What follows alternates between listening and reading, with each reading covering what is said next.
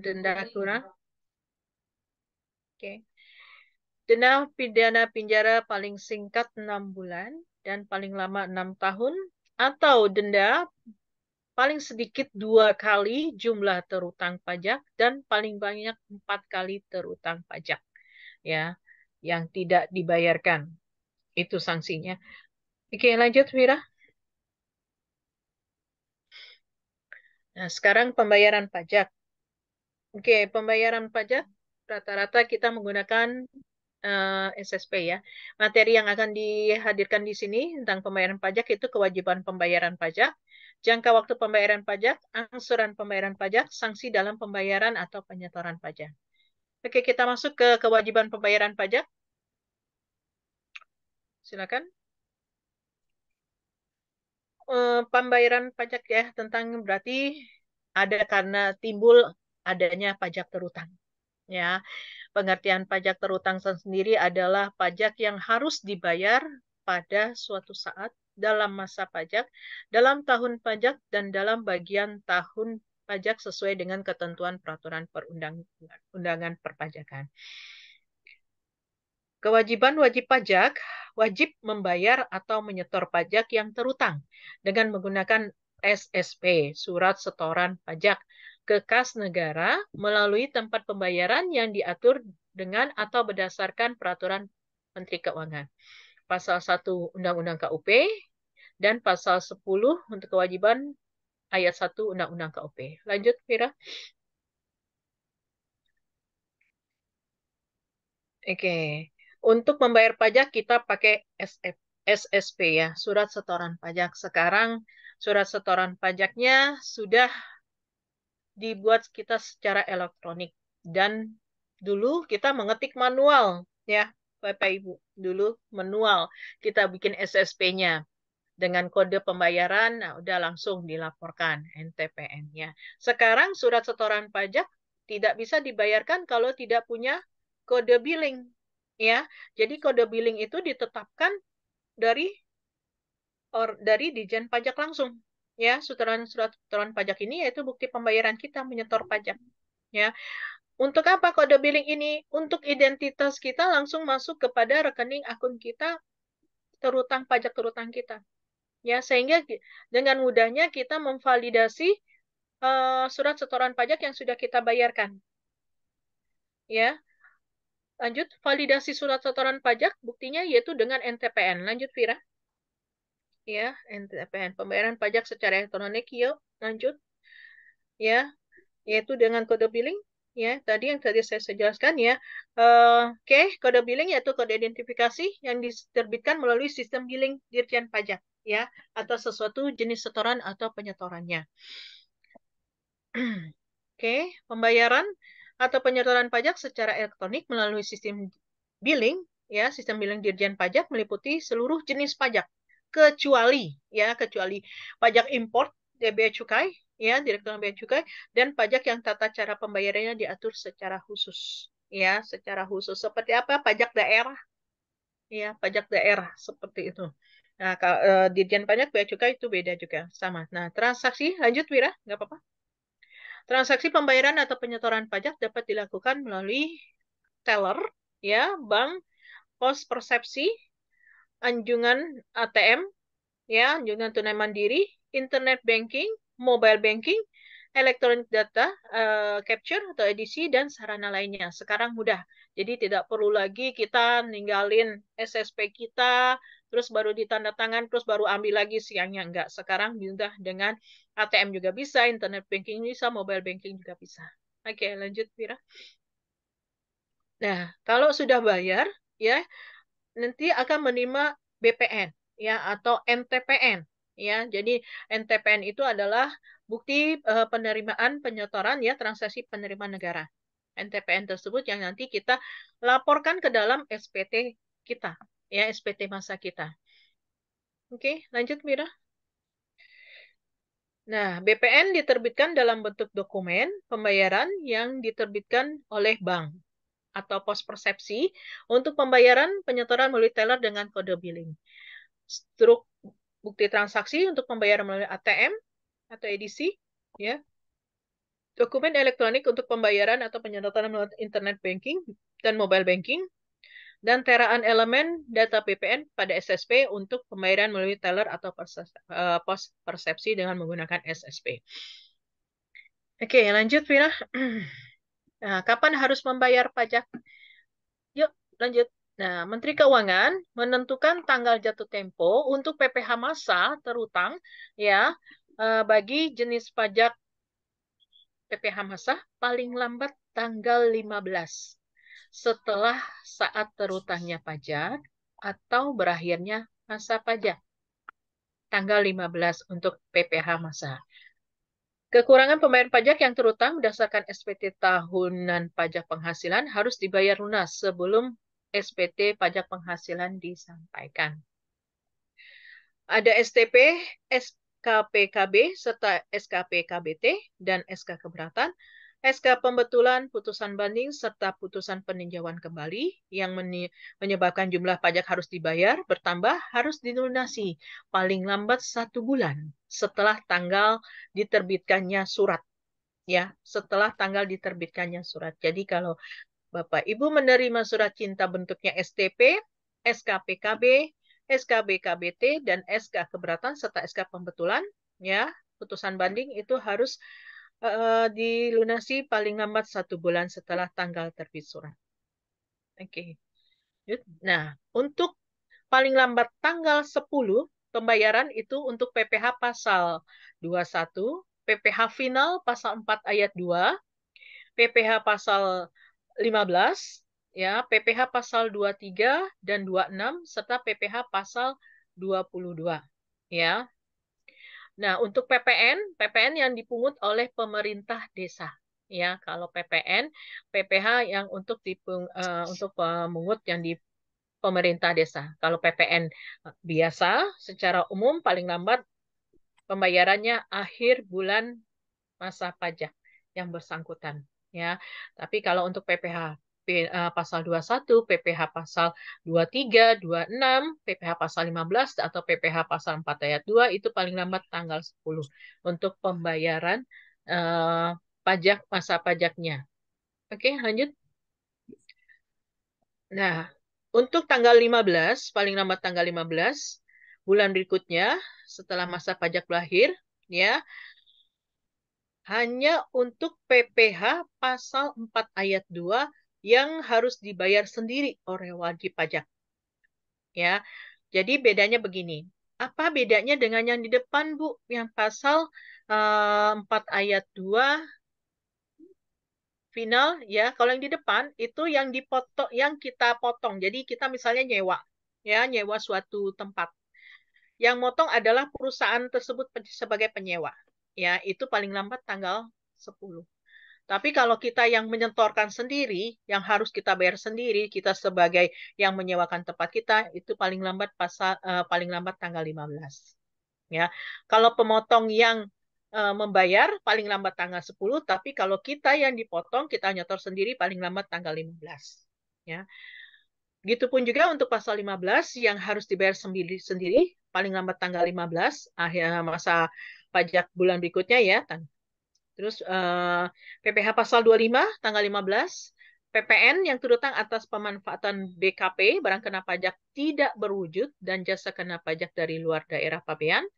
Terus PPN yang terutang atas kegiatan membangun sendiri. Terus PPN dan PPNBM yang pemungutannya dilakukan oleh pemungut PPN yang ditunjuk selain instansi pemerintah. Oke, lanjut. PPN disetor sendiri, yaitu seperti PPNBM yang terutang dalam satu masa pajak harus disetor paling lama akhir bulan berikutnya, ya, setelah masa pajak berakhir. Ya, baik itu tanggal 30 atau 31 dan sebelum SPT masa PPN disampaikan. Dan PKP instansi pemerintah wajib menyetorkan PPN yang terutang dalam satu masa pajak paling lama akhir bulan berikutnya setelah masa pajak berakhir dan sebelum SPT PPN disampaikan. Ya, sesuai dengan PMK 242 garis miring PMK garis miring 03 2014 dan PMK 231 garis miring PMK 03 2019. Lanjut. Mira. Untuk penyetoran instansi pemerintah daerah atau pusat paling lama 7 hari setelah tanggal pelaksanaan pembayaran dengan mekanisme uang persediaan sesuai ketentuan peraturan perundang-undangan di bidang perpajakan dan pada hari yang sama dengan pelaksanaan pembayaran dengan mekanisme langsung sesuai dengan ketentuan peraturan perundangan di bidang perpajakan. Ya, kalau ini instansi daerah. Oke, lanjut Vira. Nah, ini PPH pengalihan tanah dan bangunan ya, yang kalau kita lebih kenal dengan PPH final sewa ya. Jadi penghasilan dari pengalihan hak atas tanah dan bangunan yang dipotong atau dipungut yang dibayarkan sendiri oleh wajib pajak ya harus dicatat sebelum akta keputusan perjanjian kesepakatan atau risalah lelang atas penghasilan atas tanah dan bangunan ditandatangani oleh pejabat yang berwenang. Ya, jadi harus dibayar sebelum akte keputusan perjanjian kesepakatan dan risalah lelang atas pengalihan tersebut. Ya, oke lanjut. Nah, pajak dalam rangka import, ya, pajak dalam rangka import itu ada PPh pasal 22, PPN atau PPNBM, ya. Atas import harus dilunasi bersamaan dengan saatnya pembayaran bea masuk.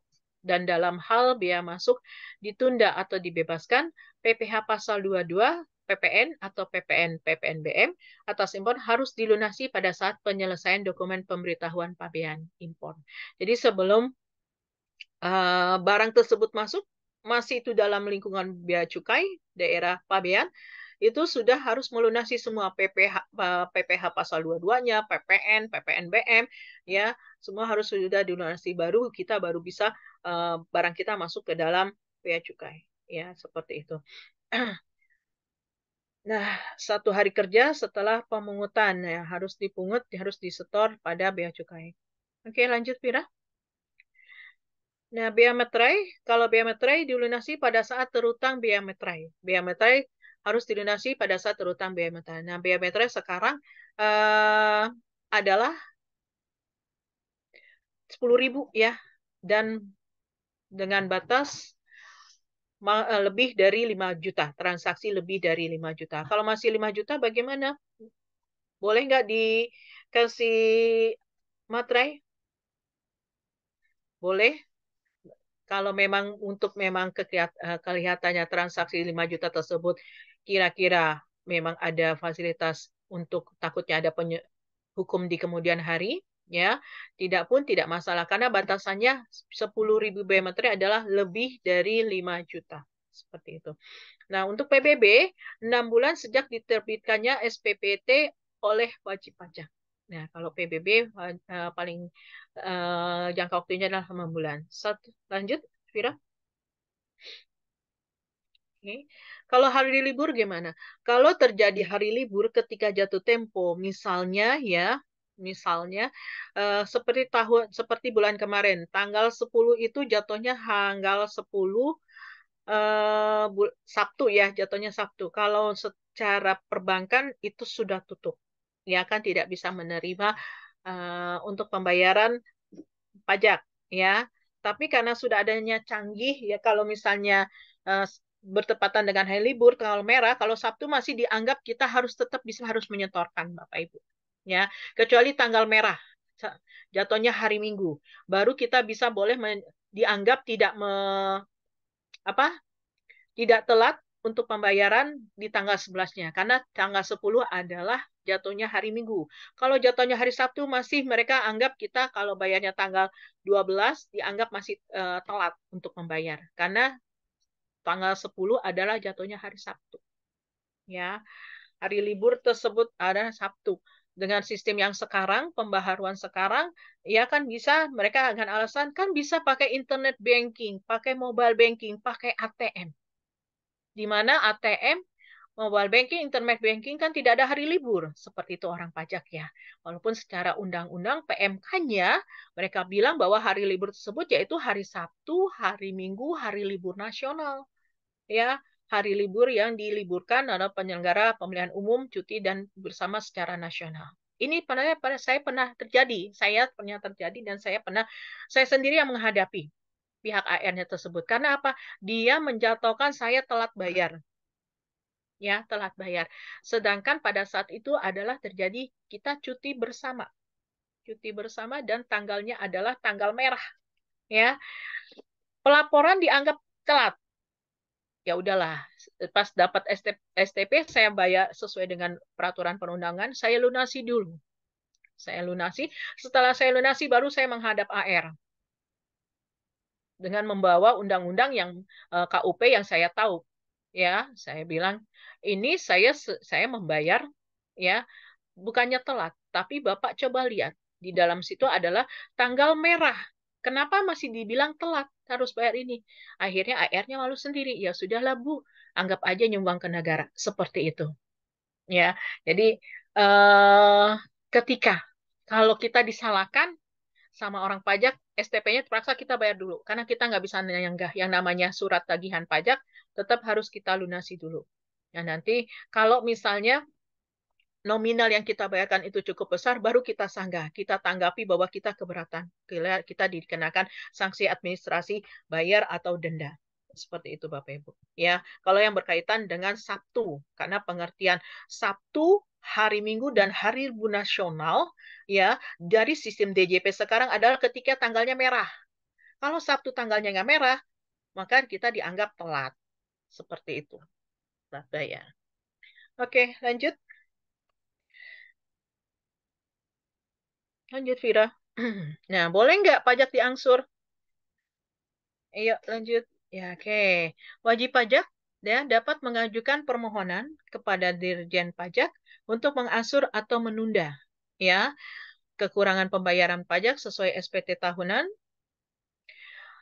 tahunan PPh, terus pajak yang terutang dalam SPPT PBB, atau pajak yang masih harus dibayar dalam STP SKPKB, ya, surat keterangan pajak kurang bayar, serta surat keterangan pajak kurang bayar tambahan, SK keberatan, ya, SK pembetulan, putusan banding, serta putusan peninjauan kembali yang selanjutnya disebut utang pajak.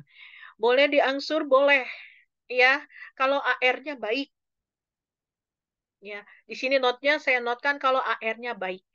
Kalau AR-nya lagi mencari target untuk KPP, itu akan ditolak. Ya. Kalau AR-nya baik, boleh kita mengasur. Tapi kalau misalnya dia ternyata lagi belum mencapai target nih, kadang AR juga saklek, itu akan ditolak. Nggak bisa, Mbak, nggak bisa, Bu. Gitu. Nggak bisa, Pak, nggak bisa, Bu, untuk angsuran seperti ini. Karena alasannya bla bla bla bla lah, pokoknya seperti itu. Ya. Tapi kita bisa secara misalnya kalau dia bilang ya coba diajukan saja. Ya, ada yang menolak secara langsung dan ada juga yang secara netral dia bilang gini, ya sudah coba Bapak Ibu diajukan saja permohonan untuk mengangsur. Ya, klien saya sendiri ada kemarin dia prosesnya mengangsur karena cukup pembayarannya cukup besar sampai 500 juta. Kesalahannya apa? Bukan kesalahan saya yang membuat SPT tahunannya. Sebelum saya membuat SPT tahunan, saya tanyakan dulu. Ya, bukti pembeliannya kan karena pembelian itu sebenarnya harus sesuai dengan PM. Ya, bagi yang kerja nih pembelian ketika kita membuat laporan keuangan HPP, HPP itu bukti pembelian harus sesuai dengan PM kita.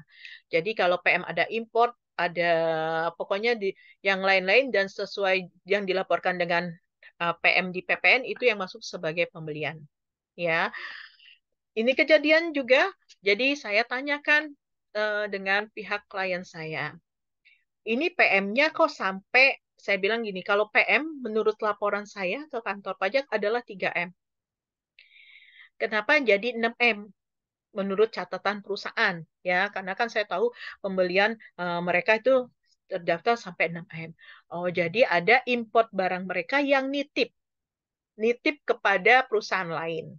Ya, jadi mereka hitung pembeliannya beserta biaya-biayanya. Nah, seperti itu. Nah, saya bilang gini, kalau nanti di kemudian hari terjadi bisa tahu pemeriksaan, berani nggak menunjukkan invoice-nya bahwa ini adalah sebenarnya kita beli barang juga loh import ke dalam. Cuma kita memang tidak secara legal karena kita nggak punya API, alasan gitu. Dia bilang ada, berani ya sudah.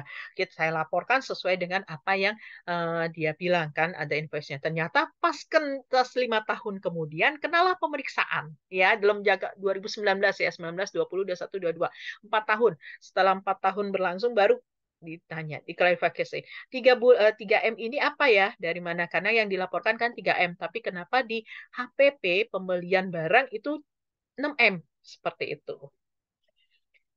Dicari-cari datanya nggak ada. Ya, Bapak Ibu, dicari-cari datanya nggak ada. Akhirnya datanglah tuh manajer keuangan ke AR-nya. AR-nya langsung nembak ini, udahlah Pak, kita akui 1,5M ya, katanya gitu. Kita ngakui 50%-nya aja. Jadi kita ngakui bahwa 50%-nya itu memang pembelian kita dan 50% tidak. Jadi dikenakan denda lah sekitar sampai 400, 500 juta lah.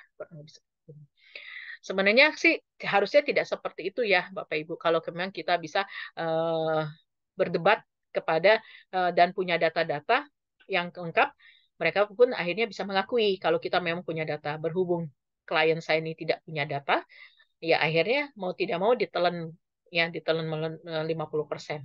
Yang 50% dari untuk dendanya seperti itu. Ya, itu diangsur selama dia tidak mau sampai 6 bulan, 3 bulan. Dia hanya mau 3 bulan mengangsurnya. Tidak boleh 1 tahun, tidak boleh 6 bulan. Hanya 3 bulan dibatasi oleh pihak eh, pajaknya, KPP-nya ya, karena masuknya ke KPP Madya. Ya, kalau sudah ke KPP Madya, urusannya cukup berat. Ya, karena apa? Satu, ilmu untuk Bapak Ibu, kalau kita punya WP di KPP Madya, AR-nya setiap AR mempunyai WP itu cuma sedikit, tidak sampai 100. Jadi dia dengan mudah bisa memonitoring kita punya WP. Beda dengan KPP Pratama. Kalau KPP Pratama WP-nya banyak. Jadi kemungkinan kalau misalnya sering dapat SP2DK itu jarang karena dia untuk menangani satu WP aja itu udah banyak banget permasalahannya ya. Beda dengan Madya untuk satu AR seperti itu. Jadi kalau misalnya Bapak Ibu jadi konsultan atau yang kerja kantornya masuk ke KPP Media harus benar-benar dilihat betul-betul laporannya. Jangan sampai kita salah ya, salah melaporkan akhirnya urusannya SP2DK. Ya, SP2DK klarifikasi kalau kita nggak bisa punya data untuk menjelaskan ya pemeriksaan seperti itu. Oke, lanjut, Vira. Nah, syarat pengajuan angsuran atau penundaan ya harus diajukan menggunakan surat permohonan pengangsuran pembayaran pajak dan surat permohonan penundaan pembayaran pajak. Ditandatangani oleh wajib pajak dan dalam hal ditandatangani oleh bukan wajib pajak harus dilampiri surat khusus ya, harus dilampiri surat khusus. Terus mencantumkan jumlah pajak yang pembayarannya dimohonkan untuk diangsur ya, masa angsurannya berapa, besarnya angsuran berapa, dan jumlah pajak yang dibayarkan dimohonkan untuk ditunda dalam jangka waktu penundaan. Ya, jadi jumlah besarnya angsuran sekarang, ya Bapak Ibu, yang menentukan adalah bukan kita perusahaan, tapi yang menentukan adalah dari kantor pajaknya, AR-nya. Misalnya angsuran pertama belum tentu dia bagi rata setiap bulan. Bulan pertama pasti lebih besar dibanding bulan kedua dan ketiga, seperti itu. Ya, oke, lanjut, Mira. Terus, kemudian dilampiri alasan dan bukti memang perusahaan kesulitan likuiditas untuk pembayaran atau keadaan di luar kekuasaan ya. Kekuasaan wajib pajak berupa laporan keuangan interim, laporan keuangan atau catatan tentang peredaran atau penerimaan bruto dan atau penghasilan bruto ya. Dalam hal wajib pajak mengajukan permohonan pengangsuran atau penundaan pembayaran PBB yang masih harus dibayar selain memenuhi syarat di atas, wajib pajak juga harus tidak memiliki tunggakan PBB tahun berikut, tahun sebelumnya. Ya, nah kalau eh, mengontrak bagaimana? Ya, yang punya gedung atau yang punya ruko tersebut kita mintakan fotokopi PBB-nya, pembayaran PBB-nya, bahwa kita sebenarnya gedung itu atau ruko itu kita nyewa bukan punya pribadi kita. Seperti itu maksudnya, ya. Terus surat permohonan disampaikan secara elektronik melalui saluran yang ditetapkan oleh Ditjen Pajak, ya, secara tertulis. Jadi kalau saya mohon ya Bapak Ibu, ketika kita punya masalah ya, kita punya masalah, AR-nya bilang gini, udah kirim aja via WA ke saya, ya. Lebih baik saya sarankan jangan Bapak Ibu. Karena ketika terjadi penggantian AR, ya, kita tidak punya bukti kuat. Mana buktinya sudah dikirimkan ke AR? Pada saat itu AR kita sudah AR yang baru. Nah, itu ya. Jadi kalau kita membuat surat tanggapan, kita membuat surat sanggahan atau surat keterangan balasan kepada pihak KPP atau orang pajak, Ditjen Pajak, lebih baik kita melalui pos, ya, melalui pos tercatat, ya, atau email, ya, atau email secara elektronik yang sudah mereka punya. Jangan pernah memberikan secara misalnya WA pribadi langsung ke AR. Walaupun AR gini, untuk mempermudah, udah biarin aja, melalui saya aja biar cepet. Ya, tapi secara instansi lebih baik saya sarankan melalui uh, apa saluran yang diminta oleh Ditjen Pajak, ya, misalnya pos tercatat atau email, ya, yang telah ditentukan seperti itu, ya, Bapak Ibu. Oke, itu saran dari saya. Kalau nanti terjadi misalnya kita membuat surat tanggapan atau surat sanggahan, ya jangan sampai kita akhirnya bahwa kita tidak pernah mengirimkan surat tersebut, ya. Orang pajak itu saya bilang, ketika mereka yang salah, mereka diam. Tapi ketika kita yang salah, kita yang dicari-cari kesalahannya sampai ke akar-akarnya, ya. Ternyata, oh nggak pernah kirim, mana buktinya? Padahal AR-nya sudah baru. Nah, AR yang lama kan gini, Bu, saya kan pernah misalnya, Pak, saya pernah kirim surat ini. Nggak ada tuh, orang itu kan nomor nomor DJP yang mungkin sekarang udah berubah. Nah, seperti itu. Ya, jadi kita tidak ada bukti secara fisik kita sudah melakukan sanggahan atau sanggapan. Tapi kalau kita secara elektronik, kita ada dari bukti email pengiriman, dan kalau misalnya kita melaporkan langsung melalui loket, kita ada tanda bukti surat, ya. Eh, dan kalau misalnya kita pakai Tiki, dan kita ada bukti juga pengiriman surat tersebut. Bisa untuk dilacak. Kan? Seperti itu, Bapak Ibu. Next.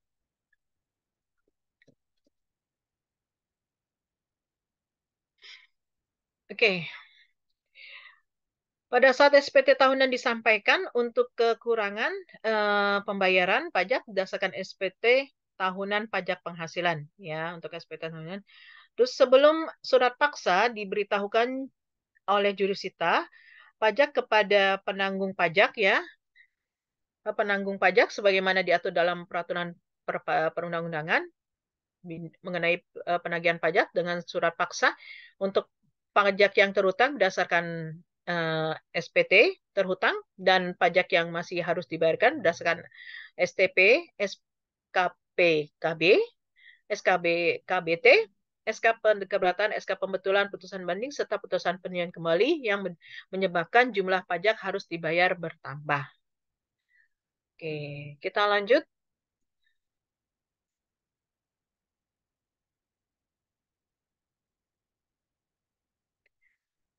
Oke, pada saat mengangsur, bisa nggak kita menggunakan jaminan aset? Bisa, ya, Bapak Ibu, bisa. Jadi maksudnya gini, ketika kita punya terhutang pajak, ya, kita punya terhutang pajak, terus kita mau mengangsur, mereka akan meminta jaminan, ya, kalau jangka waktunya, kalau secara undang-undang jangka waktunya sebenarnya nggak 3 bulan, bisa sampai 12 bulan. Tapi kalau sekarang, ya kalau misalnya saya bilang kan tergantung KPP-nya, ya. Kalau KPP-nya sedang tidak, maksudnya sedang dalam targetnya kurang dari yang diminta, ya bisa jadi mengangsur itu akan ditolak, walaupun kita ada jaminan, ya, karena mereka beranggapan kita perusahaan itu mampu membayar utang pajaknya, seperti itu, ya. Jarang mereka menerima untuk angsuran pembayaran, kebanyakan menolak. Padahal aset yang kita lampirkan sebagai jaminan itu melebihi nilainya dari terutang pajak kita.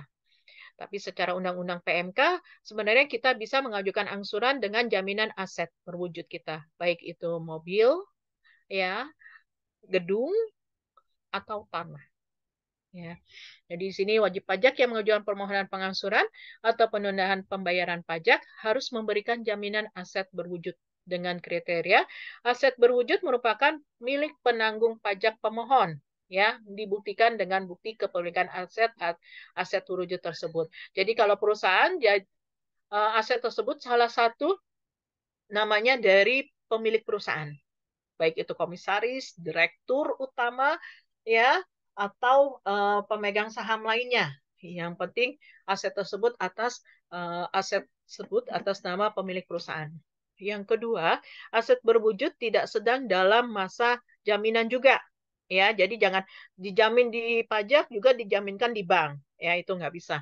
Yang ketiga, harus memberikan jaminan aset berwujud sebesar utang pajak yang diajukan permohonannya pengangsuran jika wajib pajak yang mengajukan permohonan pengangsuran pajak setelah melampaui batas tertentu, itu nggak bisa bayar pajak. Jadi harus jumlah jaminannya, harga perolehannya itu sebesar terutang pajak minimal. Ya, tapi dalam kenyataannya prakteknya adalah harus melebihi, jaminannya itu harus melebihi dari besarnya terutang pajak. Oke, lanjut Vira. Apa sanksinya kalau telat bayar pajak? Yuk, lanjut. Ya, kalau Menteri Keuangan menerbitkan KMK setiap bulannya untuk menentukan besarnya tarif bunga per bulan sebagai dasar perhitungan sanksi administrasi bunga, ya. Setiap bulan, ya, setiap bulannya menentukan besarnya tarif bunga per bulan sebagai dasar penghitungan sanksi administrasi bunga. Oke, lanjut melalui KMK. Oke, sanksi terlambat pembayaran untuk suatu masa pajak, ya. Tarif bunga per bulan yang ditetapkan oleh Menteri Keuangan yang dihitung dari tanggal jatuh tempo pembayaran sampai dengan tanggal pembayaran dan dikenakan paling lama 24 bulan serta bagian dari bulan dihitung penuh 1 bulan. Jadi gini, ya Bapak Ibu maksudnya. Paling lama kalau misalnya kita telat, dihitungnya selama 24 bulan. Kita bayar misalnya PPh pasal 21, terutangnya Januari belum bayar. Ya, belum bayar nih.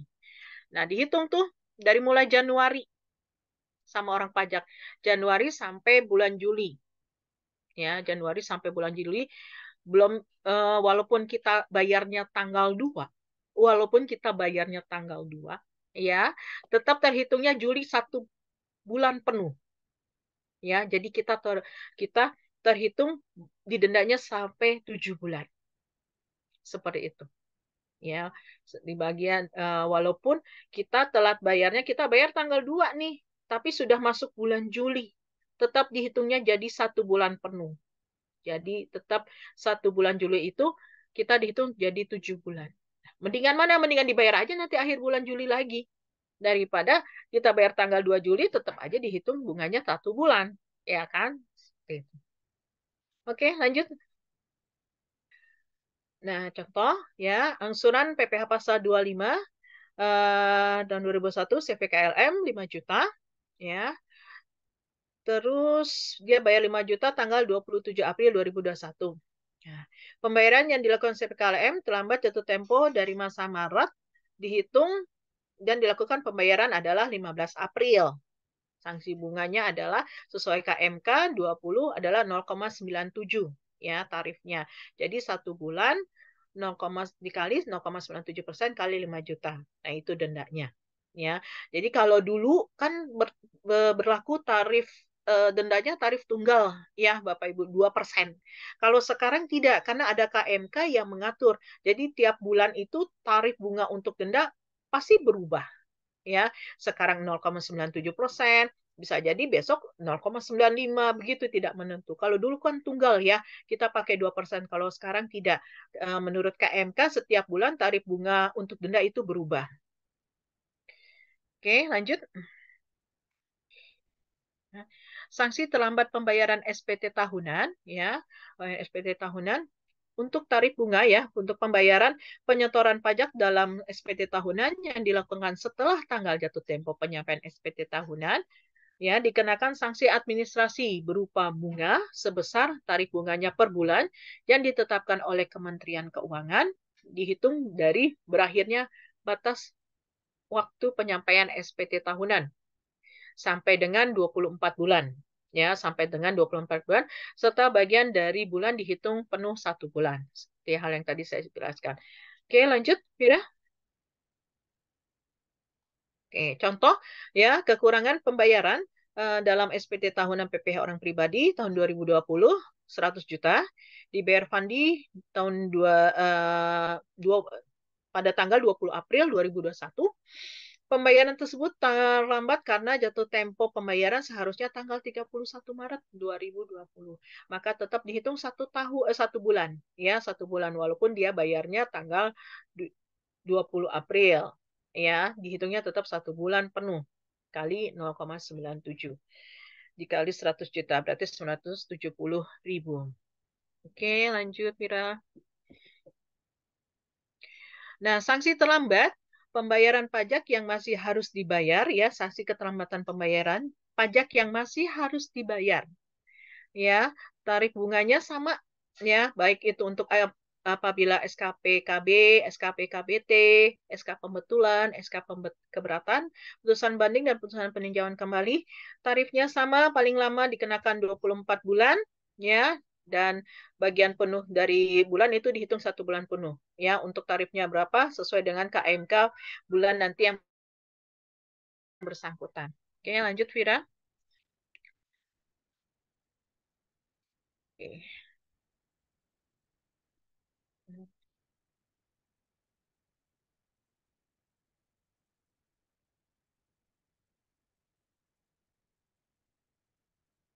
Untuk perusahaan, ya menerima SKPKB, contohnya surat keputusan pajak kurang bayar dengan jumlah 3M. SKPKB diterbitkan 9 Juni 2021, jatuh tempo 8 Juli 2021. Nah, SK atas SKPKB tersebut kedenda keterlambatan, ya diterbitkannya 9 Juni, jatuh tempo 8 Juli, tapi dia bayar 22 Juli.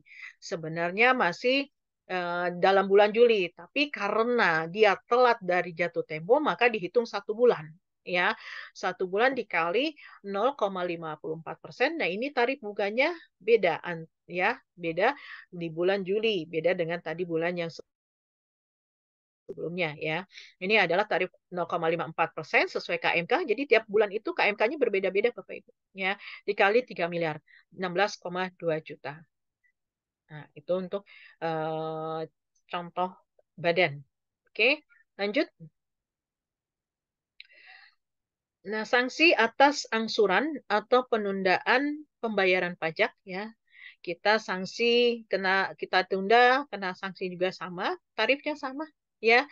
Tarifnya yang untuk bulannya paling maksimal 24 bulan dan bunganya sesuai KMK bulan yang bersangkutan, ya. Oke, lanjut Pira. Sama seperti yang tadi. Ya, skip. Ini, ya. Contoh, wajib pajak menerima SKPKB 5M, dia kan menunda, ya, diangsur, yang diterbitkan tanggal 4 Januari 2021 dengan batas akhir pelunasan 3 Februari 2021, wajib pajak tersebut diperbolehkan mengangsur 5, ya, jangka waktu 5 bulan dengan jumlah yang disebut 1 miliar. Atas angsuran tersebut sanksi bunga dikenakan sebagai berikut, ya. Di pembayaran pajak dalam jangka waktu 5 bulan, ya, atas sanksi tersebut dikenakan 1 bulan, 1 bulan, 1 bulan. Walaupun jatuh temponya 3 Februari, tapi tetap dia karena dia mengasur menunda kena 1 bulan, 1 bulan, 1 bulan. Sebanyak jumlah angsurannya, ya bulannya 5 bulan seperti itu. Nah, ini jumlah dendanya, ya, denda untuk sanksi administrasinya, sanksi bunganya. Oke, lanjut Vira. Nah, sanksi atas penundaan penyampaian SPT tahunan, sanksi atas penundaan penyampaian SPT tahunan yaitu tarif bunganya sama, ya, yang ditetapkan oleh Menteri Keuangan setiap bulannya dengan KMK dan dikenakan paling lama adalah 24 bulan. Ya, sanksinya sama seperti halnya yang sebelum-sebelumnya, yaitu tarifnya berdasarkan apa? Berdasarkan KMK untuk tarif bunganya dan paling banyak adalah 24 bulan. Ya, serta bagian bulan dihitung 1 bulan penuh. Oke, lanjut Pira. Ini contoh sama aja ya, seperti yang tadi. Dia bayar kekurangan STP 1 miliar dan menyampaikan SPP badannya penundaan tersebut adalah 30 Juni. Harusnya berakhir kan kita 30 April ya untuk SPD badan. Berarti ada keterlambatan selama 2 bulan. Ya, 2 bulan dikali tarif bunganya yang bersangkutan, bunga yang bersangkutan bulan Juni sesuai KMK dikali 1 miliar. Seperti itu. Itu denda untuk atas penundaan sanksi bunganya. Lanjut, Vira. Sekarang tentang pelaporan perpajakan. Ya, intinya Bapak Ibu, kalau untuk denda bunga rata-rata sekarang berdasarkan tarif bunga KMK setiap bulan dari pihak DJP dikali banyaknya bulan kita telat berapa nih? Maksimal 24 bulan. Ya, dikali maksimal 24 bulan dan kalau kita bayarnya baik di awal, di akhir, di tengah maupun di akhir tetap aja 1 bulan penuh. Ya, dihitungnya tetap 1 bulan penuh. Oke, untuk pelaporan tentang pelaporan pajak seperti kita tahu medianya adalah SPT, Surat Pemberitahuan Pajak. Ya, oke. Pengertian dari materi ini akan saya bahas tentang pengertian SPT, jenis SPT, penyampaian SPT, sanksi terkait SPT, pembetulan SPT, dan pengumuman ketidakbenaran. Oke, lanjut. Untuk SPT atau Surat Pemberitahuan Pajak ya, adalah surat yang wajib pajak gunakan untuk melaporkan perhitungan atau pembayaran pajak, objek pajak, dan atau bukan objek pajak, dan atau harta dan kewajiban sesuai dengan ketentuan peraturan perundang-undangan pajak. Jadi SPT itu adalah media kita untuk melaporkan besarnya pajak terutang kita kepada Ditjen Pajak. Ya, Bapak Ibu. Oke, lanjut. Oke, setiap WP wajib mengisi SPT secara benar, lengkap, dan jelas dalam bahasa Indonesia dengan menggunakan huruf Latin, angka Arab, satuan mata uang rupiah, ya, dan menandatangani serta menyampaikannya ke kantor Ditjen Pajak tempat wajib terdaftar atau dikukuhkan atau di tempat yang ditetapkan oleh DJP. Ya, untuk saat ini, semua media, lanjut Vira, untuk SPT kita sudah menggunakan serba ya, elektronik ya, SPT. Baik itu SPT PPH pasal 21, ya, kalau SPT PPH pasal 21 kita menggunakan apa sih pakai aplikasi desktop dengan pelaporannya CSV. Kalau PPH pasal di luar 21 melakukan pakai unifikasi sekarang pelaporannya SPT unifikasi ya. Oke, arti dari benar. Benar artinya dalam penghitungannya harus benar. Masuk benar dalam penerapan peraturan-peraturan perpajakannya, dalam penulisan dan sesuai dengan keadaan yang sebenarnya. Lengkap artinya memuat unsur-unsur yang berkaitan dengan objek pajak dan unsur-unsur lain yang harus dilaporkan dalam SPT. Jadi lengkap kalau kita melaporkan seperti SPT tahunan badan kita ada aset, maksudnya ada penghasilan ya, jumlah omset, nah itu lengkap dengan eh, bukti-bukti pendukung lainnya seperti rekapan penghasilan tiap bulan berapa sesuai dengan PPN kalau dia PKP ya. Kalau dia non PKP berarti omset peradaan bruto kita setiap bulan kita rekapnya itu berapa seperti itu ya. Jelas melaporkan asal usul sumber dari objek pajak dan unsur lain yang harus dilaporkan dari SPT. Apabila kita ada melakukan pemotongan ya itu harus jelas identitas bukti orang yang sebagai yang kita potong atau kita pungut pajaknya. Oke, lanjut Pira. Nah, fungsi SPT ya, fungsi SPT bagi wajib pajak ya sebagai sarana untuk melaporkan dan mempertanggungjawabkan penghitungan pajak sebenarnya terutang dan untuk melaporkan tentang pembayaran lunasan pajak, penghasilan yang merupakan objek pajak, penghasilan terus harta dan kewajiban serta pembayaran dari pemotongan atau pemungutan ya dalam satu masa pajak sesuai dengan ketentuan peraturan perundang-undangan perpajakan. Yuk lanjut, itu fungsinya. Skip. Nah, ini fungsi SPT-PPN sama halnya dengan fungsi SPT-PPH ya. Untuk melaporkan jumlahnya PPN ya sebagai untuk PPN dan PPNBM yang terhutang ya dan tentang pengkreditan pajak masukan terhadap pajak keluaran dan pembayaran atau pelunasan pajak yang telah dilaksanakan sendiri oleh PKP dan atau pihak lain dalam satu masa pajak sesuai dengan ketentuan peraturan perpajakan. Fungsi dari SPT Potput ya sebagai pemungut pajak, fungsi SPT adalah sebagai sarana untuk melaporkan dan mempertanggungjawabkan pajak yang dipotong atau dipungut dan disetorkan. Yang sekarang namanya fungsi SPT Potput adalah SPT unifikasi. Ya, Bapak Ibu, SPT unifikasi. Mana di dalamnya ada PPh pasal 15, PPh pasal 4 ayat 2, dan PPh pasal 23. Seperti itu. Lanjut, Vira. Oke. Ya. Jenis SPT ada dua, SPT masa dan SPT tahunan. SPT masa adalah SPT pada dalam satu masa. Masa itu bulan, ya. Jadi yang masuk SPT masa, SPT masa pasal 21, 22, pasal 4 ayat 2 dan SPT masa PPN. Ya, kalau yang SPT tahunan kita tahu sendiri SPT tahunan badan, SPT tahunan orang pribadi, ya. Ada dua. Ini lanjut. Kira. Oke. Tanda tangan SPT yang diwajibkan wajib ditandatangani oleh wajib pajak atau kuasa wajib pajak. Ya, penandatangan SPT dilakukan dengan cara tanda tangan biasa, tanda tangan stempel atau tanda tangan elektronik ataupun digital. Ya, kalau tanda tangan elektronik atau digital yaitu berupa barcode.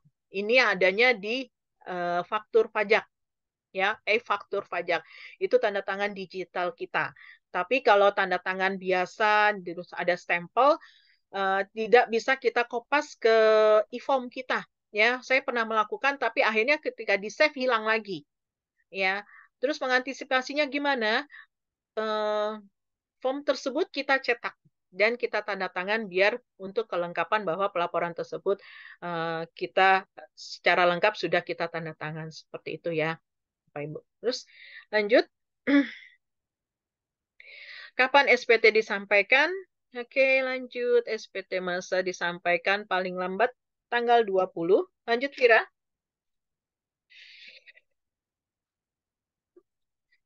Oke, penyampaian SPT ya, penyampaian SPC bisa secara langsung dikirim atau melalui e-filing. Nah, sekarang sudah semuanya melalui e-filing ya, disampaikan melalui secara elektronik. Disampaikan langsung ke KPP sudah tidak ada lagi. Semua sudah mempunyai akun-akun dari DJP online dan disampaikan pelaporannya melalui e-filing yang ada di halaman DJP. Ya, halaman yang ditunjuk oleh pihak DJP. Oke, lanjut. Nah, SPT tahunan orang pribadi, kapan paling lambat? Paling lambat 3 bulan setelah, ya, paling lambat 3 bulan setelah akhir tahun pajak. 3 bulan setelah akhir tahun pajak, ya. Kalau untuk orang pribadi, jadi 3 bulan setelah akhir tahun pajak. Nah, kalau SPT tahunan PPh Badan, 4 bulan setelah akhir tahun pajak. Ya, jadi konteksnya di sini tidak dibilang 3 bulan setelah akhir tahun masa kalender, ya. Dia bilang 3 bulan setelah akhir tahun pajak. Jadi ketika kalau PPh orang pribadi ya, Bapak Ibu, kalau orang pribadi yang mempunyai usaha, ya, dia akhir tahun pajaknya itu bukan tahun kalender dari Januari sampai Desember, ya, tapi berbeda. Maka dihitung 3 bulan setelah akhir tahun pajak dia, pencatatan dia. Ya, bukan tahun kalender. Begitu juga dengan PPh Badan. Yang tadi saya bilang, kalau misalnya dia tahun pajaknya adalah pencatatan mulai dari Juli, berarti akhir tahun pajaknya adalah Juni. Ya, nah 3-4 bulan setelah akhir tahun pajaknya Juni adalah Juli, Agustus, September, Oktober. Itu akhir penyampaian SPT tahunannya. Ya, tidak disebutkan akhir tahun pajak kalender, tapi akhir tahun pajak. Jadi sesuai dengan tanggal pencatatan kita. Tahun pajaknya dimulai dari kapan. Seperti itu. Yang penting 12 bulan. Oke, lanjut. Oke, untuk SPT PPh masa paling lambat adalah tanggal 20 bulan berikutnya, ya. Jadi wajib pajak melaporkan SPT masa paling lambat 20 hari setelah masa pajak berakhir, ya. Atau tanggal 20 bulan berikutnya. Untuk PPN paling lama akhir bulan berikutnya setelah masa pajak berakhir, ya. Jadi akhir bulan berikutnya. Oke, lanjut Vira. Masa PPN. Bolehkah WP memperpanjang waktu penyampaian SPT? Oke, lanjut. Nah, untuk penyampaian SPT, ya, SPT tahunan yang boleh diperpanjang selama 2 bulan, ya, sejak batas penyampaian SPT tahunan dengan cara menyampaikan pemberitahuan perpanjangan SPT tahunan. Ya, kita ajukan dulu perpanjangannya. Terus pemberitahuan perpanjangan SPT tahunan wajib ditandatangani oleh wajib pajak atau kuasa hukum pajak. Oke, lanjut. Ya, syarat perpanjangan penyampaian SPT, ya, eh, dengan dilampiri satu penghitungan sementara pajak terutang dalam 1 tahun pajak, ya, yang batas waktu penyampaiannya diperpanjang, terus laporan keuangan sementara, dan SSP atau sarana administrasi yang kedudukannya disamakan dengan SPP sebagai bukti pelunasan, ya, kekurangan pembayaran pajak yang terutang dalam terdapat kekurangan pembayaran pajak. Jadi tetap walaupun kita perpanjang 2 bulan, kita minta penyampaian diperpanjang 2 bulan, tapi tetap kita harus melaporkan SPT tahunan yang sementara dulu. Nanti baru kalau udah selesai dihitung, kita sampaikan lagi. Bisa jadi nanti nambah lagi pembayaran perpajakan kita. Seperti itu. Oke, lanjut Vira.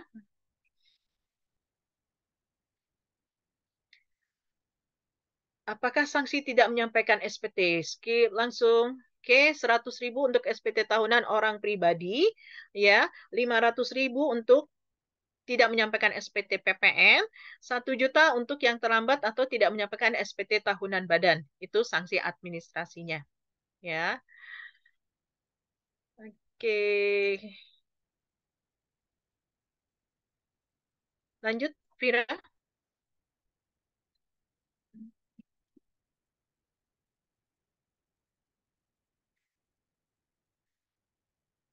Ya, oke. Sanksi. Oke, contoh, contoh ya.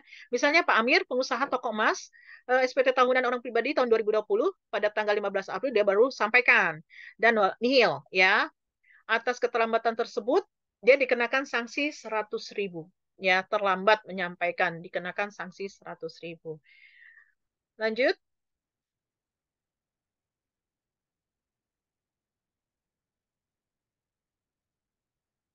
Oke. Nah, sekarang kalau badan ya posisi di CV.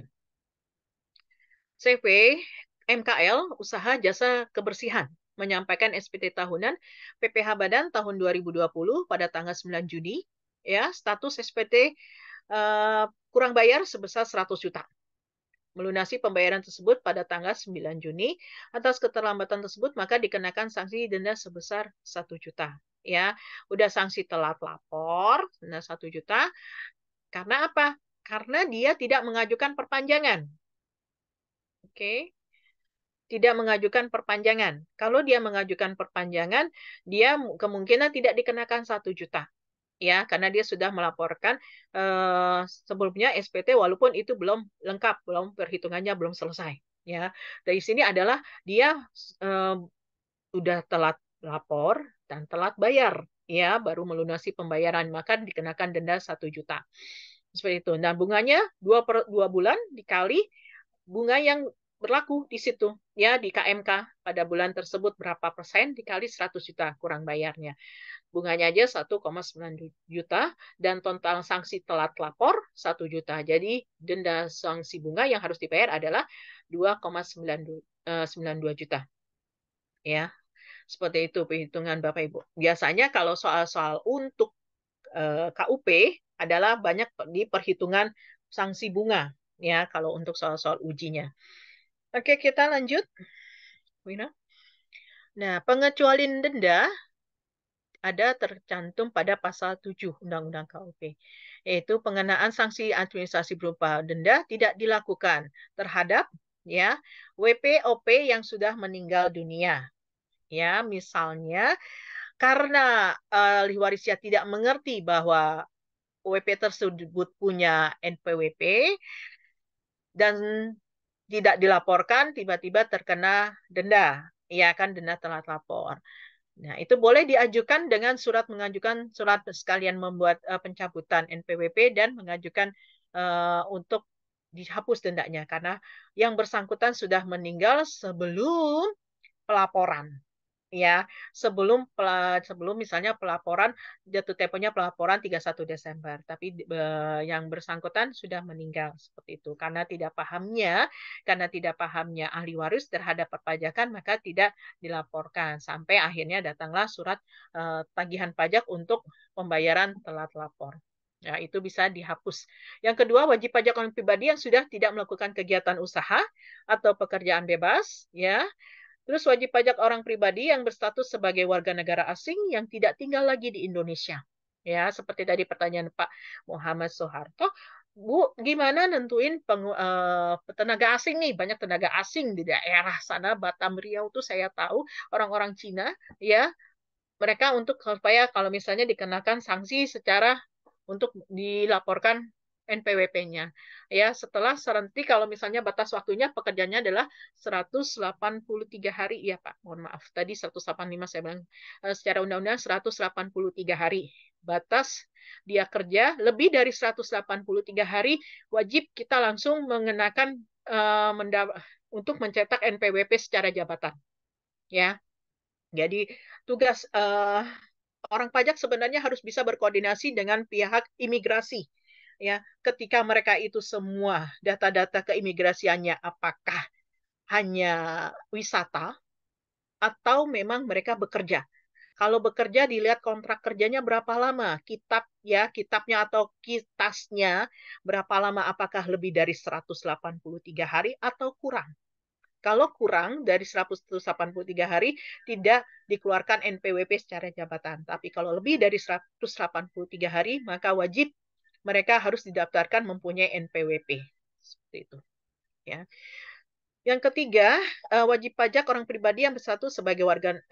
Yang keempat ya, bentuk usaha tetap yang tidak melakukan kegiatan lagi di Indonesia, BUT ya. Terus wajib pajak badan yang tidak melakukan usaha kegiatan usaha lagi, tapi belum dibubarkan sesuai dengan ketentuan yang berlaku. Yang keempat, bendahara yang tidak melakukan pembayaran lagi. Yang kelima, wajib pajak yang terkena bencana, yang ketentuannya diatur dalam PMK, atau wajib pajak badan yang diatur dalam berdasarkan peraturan Menteri Keuangan. Seperti itu. Next, Mira.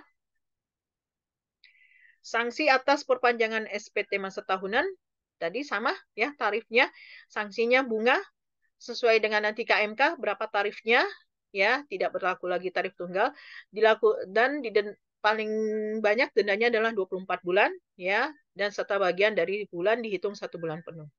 Lanjut Vira.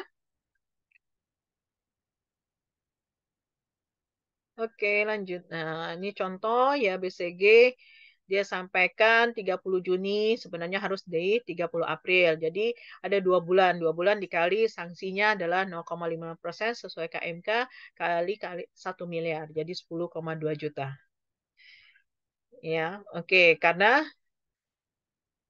dia tidak dikenakan sanksi telat lapor yang 1 juta karena apa? Dia melakukan perpanjangan. Kalau tidak menunda penyampaian, tidak dilakukan permohonan perpanjangan, kena denda telat seperti yang di depan ya. Kalau ini dia menunda dengan mengajukan permohonan ya keterlambatan pelaporan seperti itu. Oke, lanjut Mira.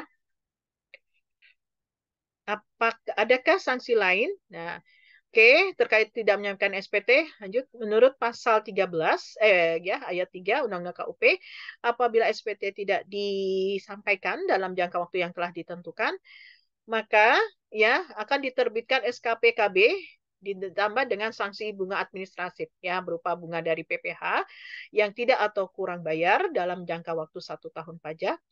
Yang kedua, bunga PPh dari yang tidak atau kurang dipotong.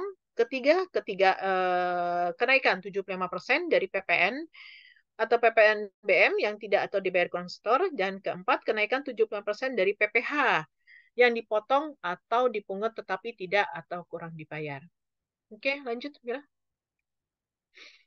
Oke, denda. Untuk denda 1 sampai 2 kali ya terutang pajak atau kurang bayar, ya terutang pajak yang tidak atau kurang bayar, atau 3 bulan sampai 1 tahun kurungan. Ya, setiap orang yang karena kealpaan tidak menyampaikan SPT atau menyampaikan SPT tetapi isinya tidak benar atau melampirkan keterangan yang isinya tidak benar sehingga dapat menyebabkan kerugian negara, maka dendanya adalah 1 sampai 2 kali terutang pajak. Kalau punya uang, kalau tidak punya uang, maka denda kurungannya adalah 3 sampai 1 tahun, 3 bulan sampai 1 tahun. Lanjut, Pira. Oke, kalau juga orang dengan sengaja tidak menyampaikan SPT, ya, menyampaikan SPT tapi tidak lengkap atau tidak benar, sehingga menyebabkan kerugian negara dengan sengaja ya, maka akan dikenakan 2 sampai 4 kali denda sejumlah dikali pajak besarnya pajak terutang ya yang tidak dibayar atau kurang dibayar. Kalau nggak punya uang dikenakan pidana kurungan penjara 6 bulan sampai 6 tahun. Seperti itu.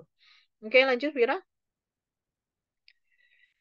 Nah, kalau sudah memberikan SPT tapi kok dianggap belum menyampaikan SPT. Nah, kenapa? Oke, kita lanjut. Di sini kategorinya karena Vira lanjut slide-nya. SPT ya dianggap tidak disampaikan ya padahal kita sudah laporan apabila SPT 1 tidak ditandatangani ya. Yang kedua, SPD tidak sepenuhnya dilampiri keterangan atau dokumen yang dipersyaratkan. Ya, seperti misalnya kalau badan SPT misalnya adalah laporan keuangan ya. Yang ketiga, SPT yang dinyatakan lebih bayar disampaikan 3 tahun sesudah akhir masa pajak, tahun pajak, eh, akhir masa pajak, bagian pajak, dan tahun pajak, dan wajib pajak telah ditegur secara lisan. Ya, sudah ditegur, tapi masih juga, nah itu dianggap tidak disampaikan. Terus SPT disampaikan oleh Dirjen setelah Dirjen Pajak melakukan pemeriksaan bukti permulaan secara terbuka dan menerbitkan SKP Surat Ketetapan Pajak. Jadi begini, ketika kita sebenarnya salah, ya kita tidak lengkap membuat SPT tahunan terutama, tapi sudah terlanjur sudah masuk ke pemeriksaan ya, maka dianggap SPT tersebut tidak disampaikan walaupun kita sudah melaporkan. Ya, karena sudah apa? Sudah masuk pemeriksaan. Seperti itu, Bapak Ibu. Oke, kita lanjut. Mira. Jika SPT dianggap tidak disampaikan, ya, SPT tidak disampaikan, Ditjen Pajak harus memberitahukan secara tertulis kepada wajib pajak. Ya, nanti surat cintanya tuh panjang banget ya. Berdasarkan ini menimbulkan kerugian negara seperti bla bla bla bla panjang banget. Oke, lanjut Mira. Apakah SPD dapat dibetulkan? Dapat. Ya, SPT bisa melakukan kalau salah kita bisa melakukan pembetulan. Ya, untuk pembetulan, selama belum adanya terjadi pemeriksaan, bisa dapat dibetulkan ya dengan kemauan sendiri itu. Terus SPT pembetulan ya menyatakan rugi atau lebih bayar harus disampaikan 2 tahun sebelumnya ya sebelum daluarsa penerimaan. Ya kalau untuk waktu untuk rugi yang terbayar adalah 2 tahun kita bisa betulkan ya selama atau juga selama belum ada pemeriksaan.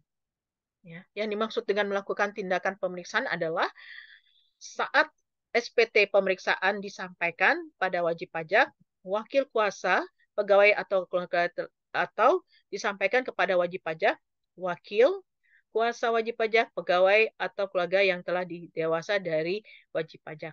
Ya, jadi mulai melakukan tindakan pemeriksaan untuk SPT pemeriksaan pajak, ya, yang disampaikan oleh kuasa hukum pajak, kuasa pajak, wajib pajak dan anggota keluarga pajak lainnya yang sudah dewasa dari wajib pajak. Oke, lanjut, Mira.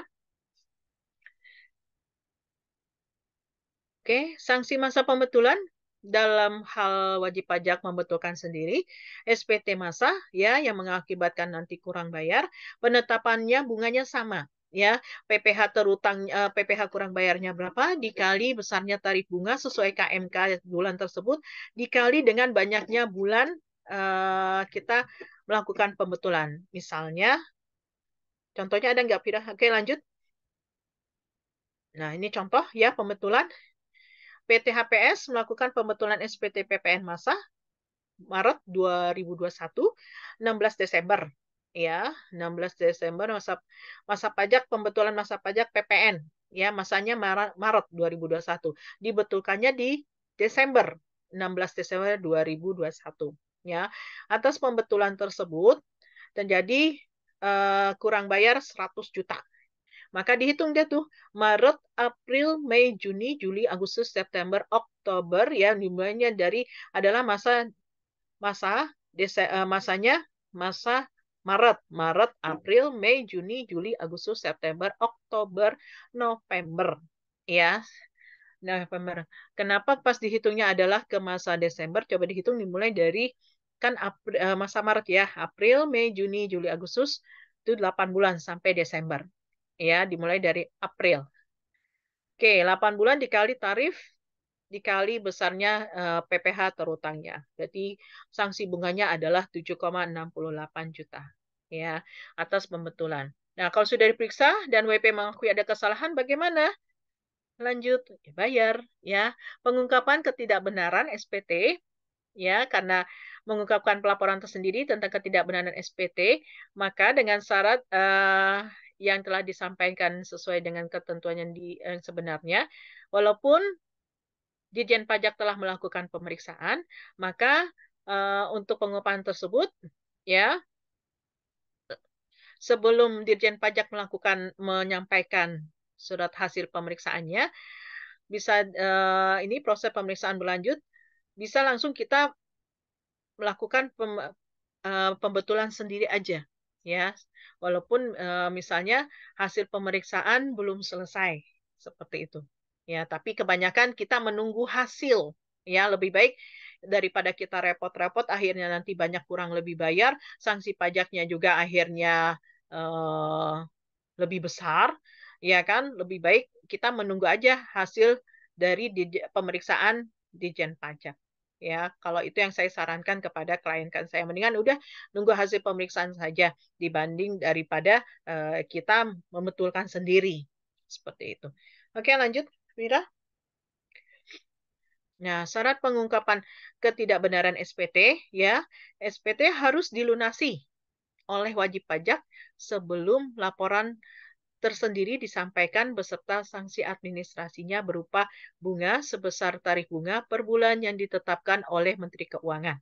Ya, syaratnya sama, besarnya tarif dari KMK sebanyak 24 bulan maksimal dan kalau udah 1 bulan dihitung penuh. Jadi masalah begini, ketika kita sudah mengungkapkan ketidakbenaran, terus kita melakukan pembetulan, kita jangan pernah ngitung-ngitung uang sanksi bunga yang kita mau bayar ya, karena untuk pembayaran sanksi bunga itu melalui STP, surat tagihan pajak, dan itu dihitung oleh orang pajak, bukannya kita yang menghitung secara pribadi ya.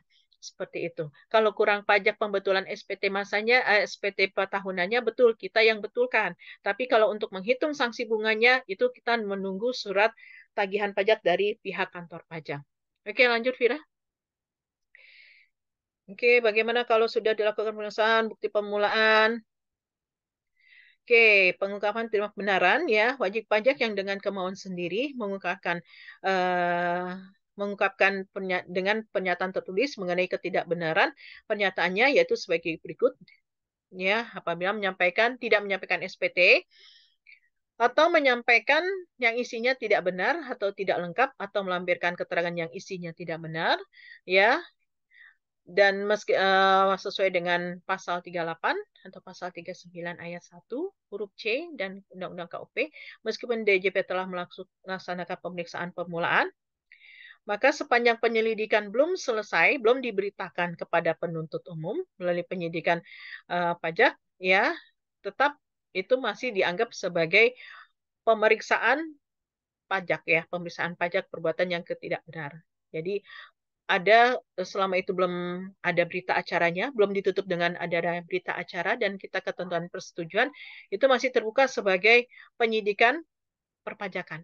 Ya, walaupun ada penuntut umum menyidik tentang aset tersebut. Ada kan ya pejabat, ya yang pejabat pajak sendiri melakukan seperti itu. Oke, lanjut Vira. Nah, untuk sanksi tersebut ya, administrasinya berupa kenaikan 100% ya dari jumlah pajak yang kurang dibayar. Yang untuk pelunasan pembayaran ya sanksinya itu berupa kenaikan 100%. Jadi kalau dendanya 1 miliar ya sampai 2 miliar. Seperti itu untuk untuk sanksi pengungkapan ketidakbenaran. Oke, lanjut Vira. Nah, pemeriksaan pajak. Oke, pemeriksaan pajak ya di sini ada pemeriksaan pajak, menguji kepatuhan dan pemeriksaan tujuan lain. Oke, kalau pemeriksaan pajak sebenarnya pemeriksaan pajak lanjut eh, di, digunakan ya Vira lanjut. Tujuannya untuk menguji kepatuhan sih Bapak Ibu ya. Pemeriksaan itu dilakukan adalah untuk kegiatan menghimpun mengolah data mereka menguji kepatuhan WP ya. Jadi sebenarnya tidak setiap tahun ya, setiap tahun itu orang pajak melakukan pemeriksaan kepada semua WP-nya, wajib pajak tidak. Mereka biasanya random ya, melakukan pemeriksaan pajaknya itu random seperti itu. Jadi bisa jadi tahun ini tidak pada perusahaannya Pak Wendy, bisa jadi perusahaannya Pak Wendy aman tuh selama 5 tahun ke belakang karena kelihatannya bagus. Oh, lapornya terus ya. Pertama yang mereka lihat adalah dengan randomnya satu, pelaporan eh, pembayaran pajaknya tepat waktu. Seperti itu. Lanjut Vira. Yang kedua, ya, tidak pernah ada keterlambatan pembayaran pajak, ya, atau keterlambatan dalam hal pelaporan, ya, seperti itu. Ya, tujuan pemeriksaan pajak dari seperti itu. Oke, lanjut, Vira. Saya skip intinya dari ini karena itu banyak bisa diuji. Ya, kriterianya apa aja? Yuk kita lihat. Nah, ruang lingkup pemeriksaan, ya, yang kalau misalnya ini adalah menguji kepatuhan rata-rata ya, apakah pemenuhan kewajiban perpajakan meliputi satu, beberapa atau seluruh jenis pajak sudah dipenuhi ya selama beberapa masa pajak atau tahun pajak, dan dalam dalam waktu tahun-tahun lalu atau 5 tahun ke belakang itu ada logaritmanya perpajakan. Kita punya ini bisa ketahuan. Kita pernah telat, pernah pernah kena denda itu pernah lihat. Makanya kalau yang kena sering SP2DK adalah mereka yang 5 tahun ke belakang itu ujian kepatuhannya banyak melakukan pelanggaran-pelanggaran perpajakan ya. Pelanggarannya bukan berarti menyelundupkan pajak, bukan. Tapi telat bayar, telat lapor. Seperti itu. Oke, lanjut. Nah, kriterianya ya, pertama, untuk kepatuhan wajib pajak mengajukan permohonan pengembalian, ya, pemeriksaan untuk menguji kepatuhan, permohonan pengembalian kelebihan pembayaran pajak sebagaimana dimaksud dalam pasal 17B Undang-Undang KUP. Yang kedua, terdapat data konkret yang menyebabkan pajak yang terutang atau tidak atau kurang bayar. Yang ketiga, wajib pajak menyampaikan SPT yang menyatakan lebih bayar selain yang menunjukkan permohonan pengembalian kelebihan pajak ya pasal-pasal 17 Undang-Undang KUP.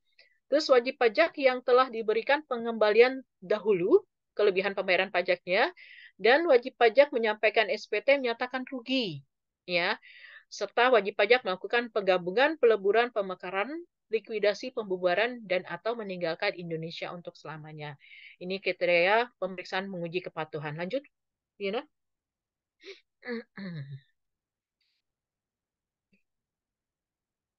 Terus wajib pajak yang melakukan perubahan tahun buku, ya, tahun buku, metode-metode pembukuan yang tadi sudah dijelaskan di awal.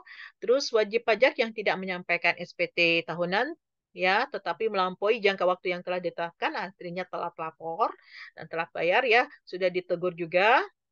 Nah, itu.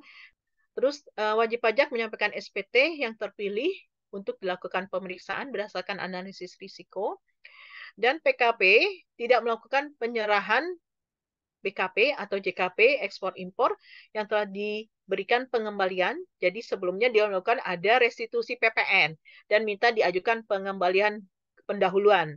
Nah, kalau itu akan pasti diperiksa walaupun sudah diajukan bahwa restitusinya diterima.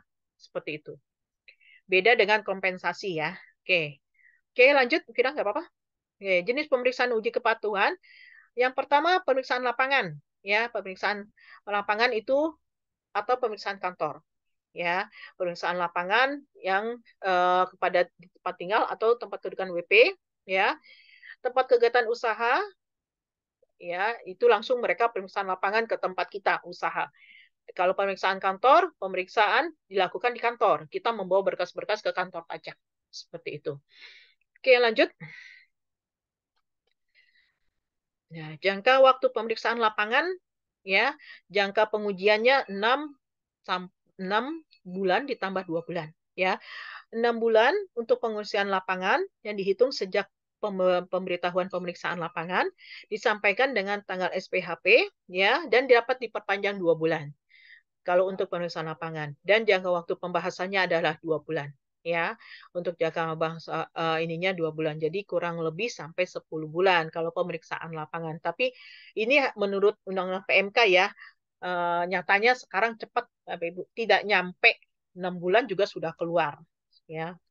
Oke, kita lanjut. Nah, pemeriksaan lapangan, ya, jangka waktu pengisian lapangan terkait dengan WP kontraktor, ya, yang kontrak kerjasama dengan gas minyak dan wajib pajaknya masih dalam satu grup yang sama, ya, yang terus ada melakukan juga TP transfer pricing atau transaksi khusus, ya, berindikasi pada transaksi keuangan itu adalah waktu paling lama 6 bulan dan dapat diperpanjang dilakukan paling banyak 3 kali sesuai dengan kebutuhan waktu untuk melakukan pengujian. Ya, paling lama adalah 6 bulan. Dan itu dilakukan sebanyak 3 kali paling banyaknya. Oke, lanjut. Untuk jangka waktu pemeriksaan kantor 4 sampai 4 bulan ya, sampai 2 bulan. Untuk jangka waktu pembahasan 2 bulan. Ya, jadi gini, 4 bulan kalau kita disuruh ngasih datanya paling lama 14 hari kerja ya. Dan dia meriksanya itu jangka waktunya 4 bulan dan ada tambahan 2 bulan kalau memang belum selesai. Nah, ketika untuk waktu pembahasan, kita diminta untuk menyanggah. Itu paling cepat tuh ya. Jadi 2 bulan itu termasuk data sanggahan hasil pemeriksaan. Kalau pemeriksaan kantor. Seperti itu, Pak Ibu. Oke, lanjut, Mira. Nah, apa itu data konkret? Ya, data konkret kita lanjut adalah semua data-data yang ada hubungannya dengan pemeriksaan. Lanjut, Vira. Nah, ya. Ya, data konkret adalah data yang bukan data yang diperoleh atau dimiliki oleh Ditjen Pajak yang berupa hasil klarifikasi atau konfirmasi faktur pajak, terus bukti pemungutan ya, pemungutan pajak, terus data perpajakan terkait dengan wajib pajak yang tidak menyerahkan SPT, dan bukti transaksi perpajakan yang dapat digunakan untuk menghitung kewajiban perpajakan. Itu data konkret. Lanjut, Vira. Nah, untuk pemeriksaan kantor, paling lama untuk data konkret adalah 1 bulan. Kalau untuk pemeriksaan kantor, 1 bulan. Pembahasan pemeriksaan data konkret paling lama 10 hari. Ya, paling lama 10 hari. Oke, lanjut. Nah, ini alurnya pemeriksaan penguji kepatuhan ya. Jadi ada suatu instruksi dari pusat untuk melakukan surat pemeriksaan, panggilan pemeriksaan ya. Terus kita dipinjamkan dokumennya ya untuk dokumen selama 1 bulan dari surat permintaan, terus di pelaksanaan pengujian ya. Kalau sudah diperiksa sama mereka kurang lebih jangka waktu mereka adalah 4 bulan ditambah bisa 2 bulan masuk kepada hasil ya pemeriksaan SPHP surat hasil pemeriksaan.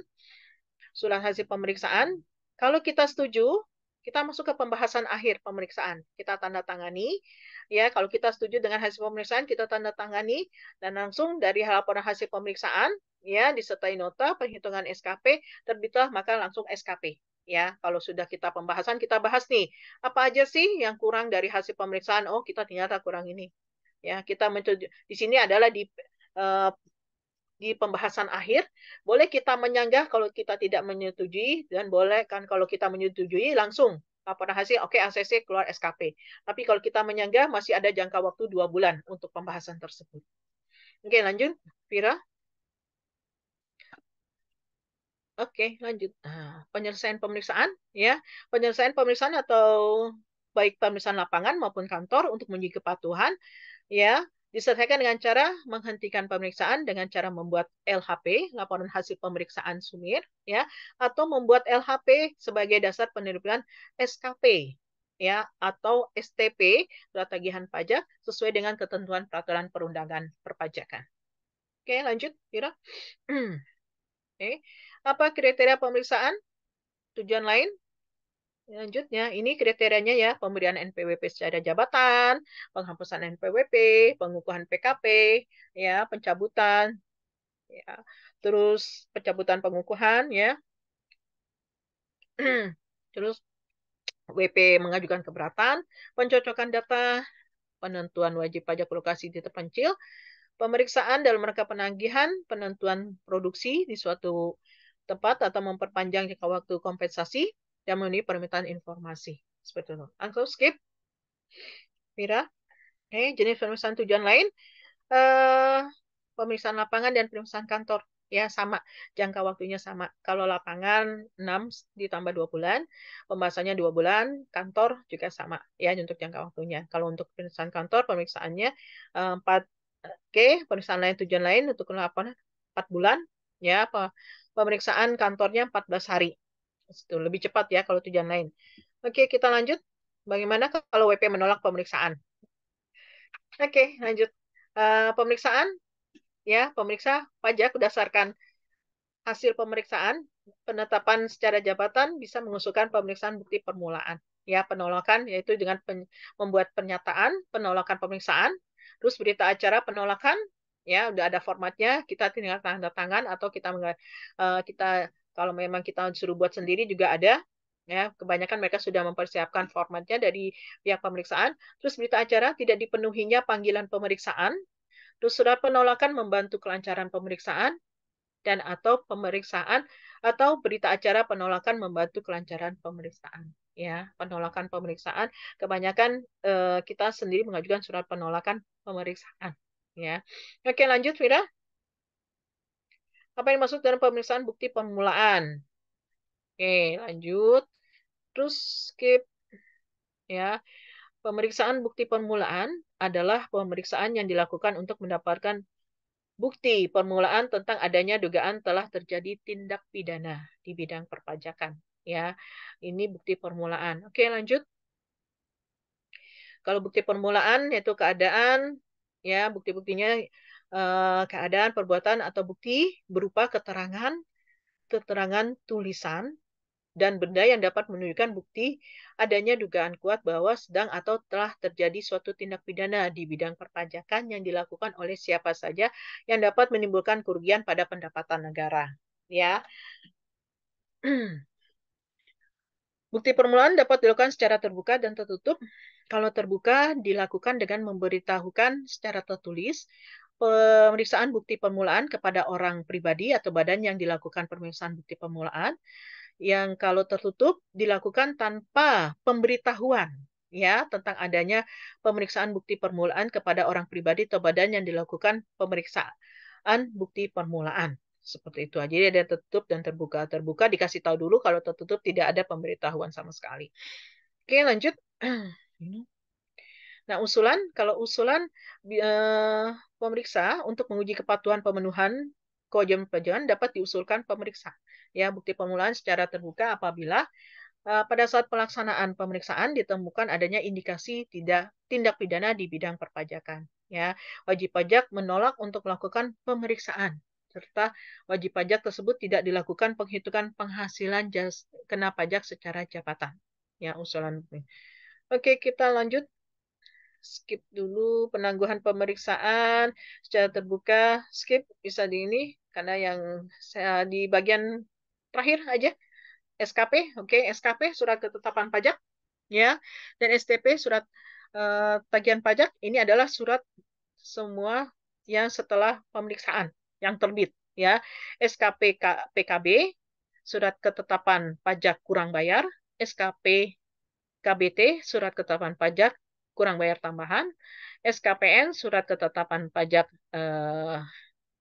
ini ya untuk PPN ya, SKPN surat ketetapan pajak nihil ya, SKP SKPLB surat ketetapan pajak lebih bayar, SKP PKP surat ketetapan pajak pengembalian pendahuluan ya ketetapan pajak, STP surat tagihan pajak dan imbalan bunga. Itu pengertiannya masing-masing untuk ketetapan pajak dari hasil pemeriksaan ya. Oke, kita skip. Ya, terus lanjut aja, nggak apa-apa. Ya, oke, SKB KBN nihil lebih bayar terus SKB ketetapan pajak ini cukup banyak nanti bisa baca. Oke, lanjut aja. Ketetapan hitungan, ketetapan elektronik. Ya, sudah ketetapan pajak elektronik di mengapa SKPK bisa terbit karena adanya pemeriksaan ya karena kurang bayar. Tunggu stop. Oke, jangka waktu 5 tahun ya. Dirjen Pajak dapat menurunkan SKPKB dalam jangka waktu 5 tahun setelah saat terutang pajak atau berakhir masa pajak bagi tahun pajak atau tahun pajak setelah dilakukan pemeriksaan. Jadi maksudnya tadi dalam jangka waktu 5 tahun dari SPT yang kita ajukan, kalau tidak ada SKP atau STP berarti apa yang kita laporkan itu benar. Seperti itu. Ya, maksudnya. Oke, lanjut. Sebab diterbitkan SKP karena ada pemeriksaan ya, terus ada pajak yang kurang atau dibayar, ya PPN seperti itu, sama yang di depan. Yuk lanjut, Vira. Sama ketentuannya 24 bulan setengah tarif bunga. Oke, lanjut. Sanksinya sama seperti yang sama di depan, sanksinya sama rata-rata ya. 24 bulan dikali tarif bunga sesuai dengan KMK dan 1 bulan penuh. Terus lanjut sama aja. Lanjut. Ya, kenaikan sama ya, 75%, 75%. Oke, lanjut sudah di depan dibahas. PPN, oke, hanya diterapkan satu jenis sanksi administrasi yang tertinggi, yaitu nilai besarannya sanksi. Dalam hal ya, untuk penerapan sanksi PPN, berbunga dan kenaikan berdasarkan hasil pemeriksaan PPN dan PPNBM, sebagaimana dimaksud dalam angka 1 dan 3, hanya diterapkan satu jenis sanksi aja, yaitu kenaikan 75%. Oke, lanjut. Mengapa SKP terbit? Udah sama seperti ini, skip aja. Kita skip 5 tahun sama aja. Oke, nihil sama dengan pajak tidak ada pembayaran pajak dari pajak. Nah, SKPPN ya PPH PPN penerbitannya. Terus lanjut, mengapa SKPLB bisa terbit sama aja lebih bayar? Ya, kalau nyatakan memang dari pemeriksaan terjadi ada lebih bayar. Lanjut, Vira. Saya mau masuk ke sama SKP udah STP udah lanjut aja sama. Kita masuk ke pemeriksaan ke ini banding terus. Oke, tunggu. Harus diperiksa. Apakah kelebihan pembayaran pajak harus diperiksa? Ya, harus diperiksa. Ya, kelebihan pembayaran pajak melakukan penelitian. Oke, lanjut.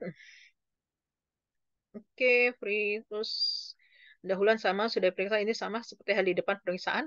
Oke, kriteria tertentu. Sama, melakukan terus. Kita masuk ke stop dulu. Oke. Untuk permohonan WP kriteria tertentu, untuk PPH jangka waktu penerbitan semua SKP ya adalah PPH 3 bulan, PPN 1 bulan. Untuk PPH OP, WP persyaratan tertentu 15 hari, PPH badan 1 bulan, PPN 1 bulan ya, ya untuk jangka waktu penerbitan SKP, semua SKP. Oke, lanjut. Lanjut ya. Apakah WP sudah memperoleh SKPKB dapat diperiksa? Terus lanjut. Oke. Kriteria tentu jumlah sanksi adalah kenaikan 100%. Ya. Ya, penaikan kalau penggalian terus. Oke, naik terus tadi. Sudah, lanjut. 100%, 13. Nah, katanya ada restitusi untuk turis asing ya. Oke, kita buka. Ya, stop.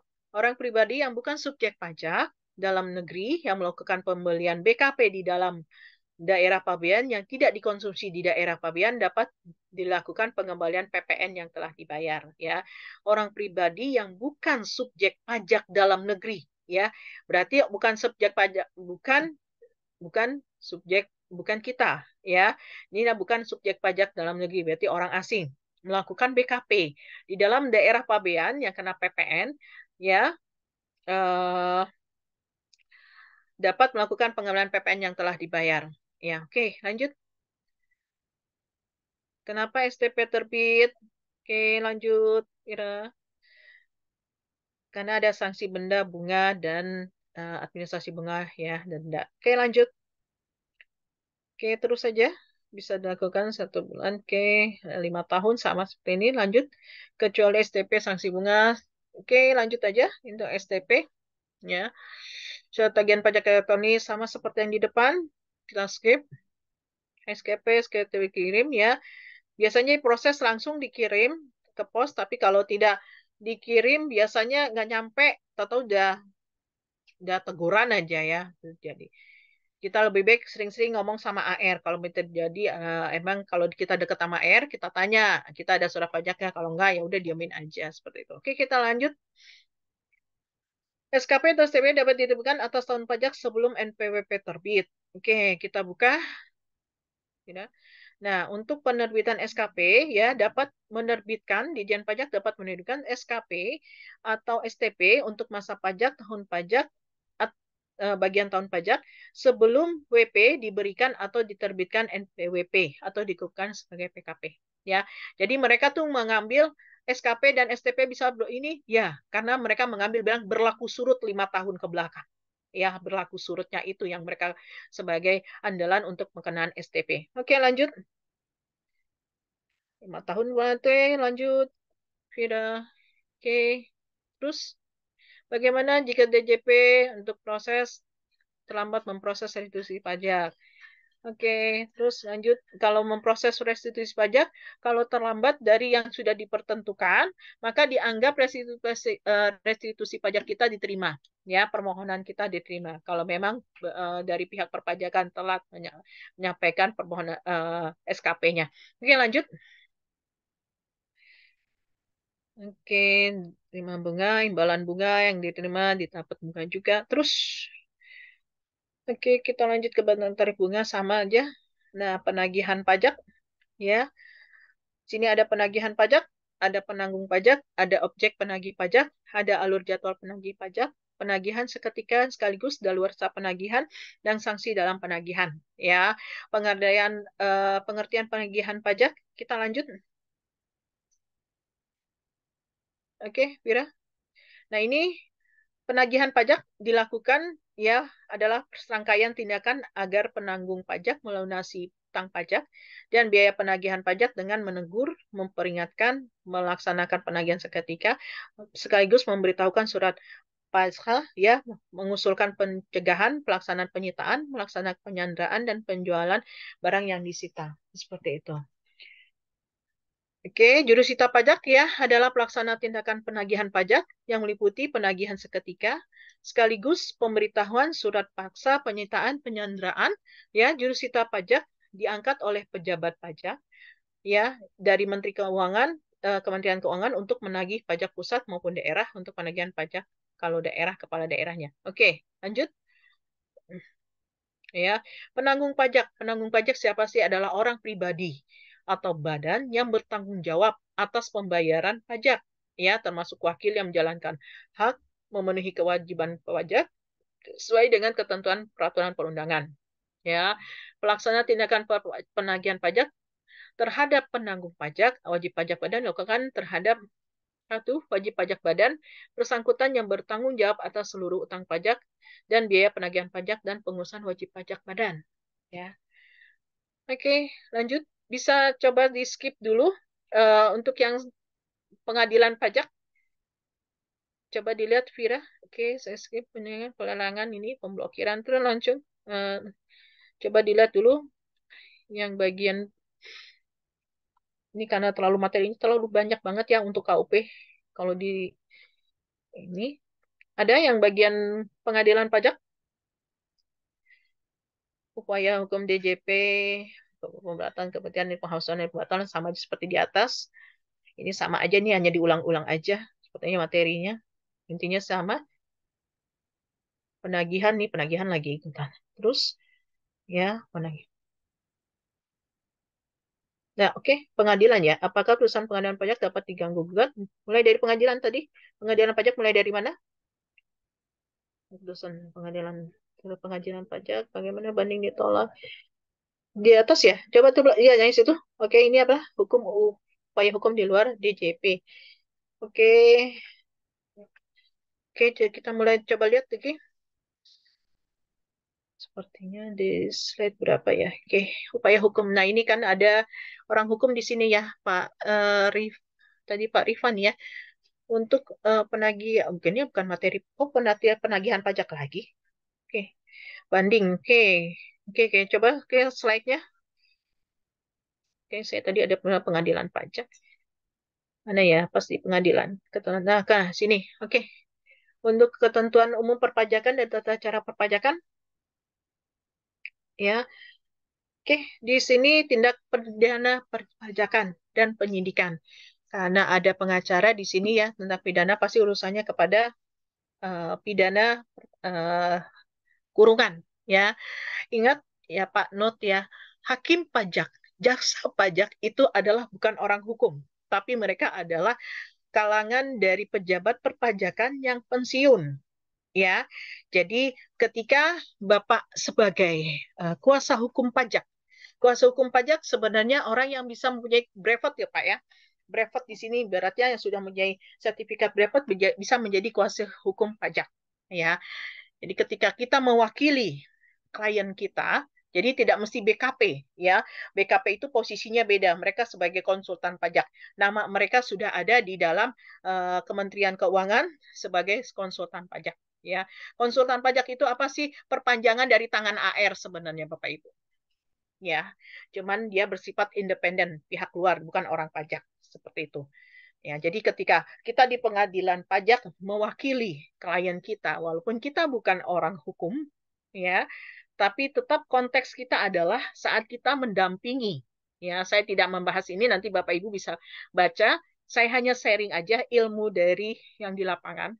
Ketika kita mendampingi klien kita dalam urusan pajak, tiba-tiba ada tindak pidana masuk atau masuk kepada ke pengadilan pajak, bukan pertama yang kita persiapkan adalah kejadian, maksudnya eh, apa ya, peristiwa yang sama dengan yang terjadi pada klien kita.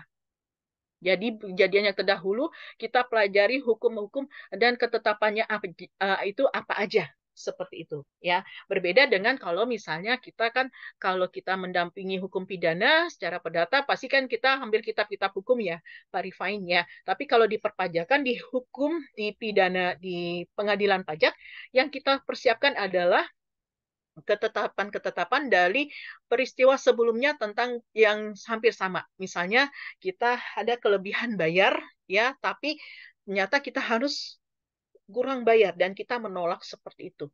Sehingga akhirnya berkelit banyak masuk kepada ke pengadilan pajak ya.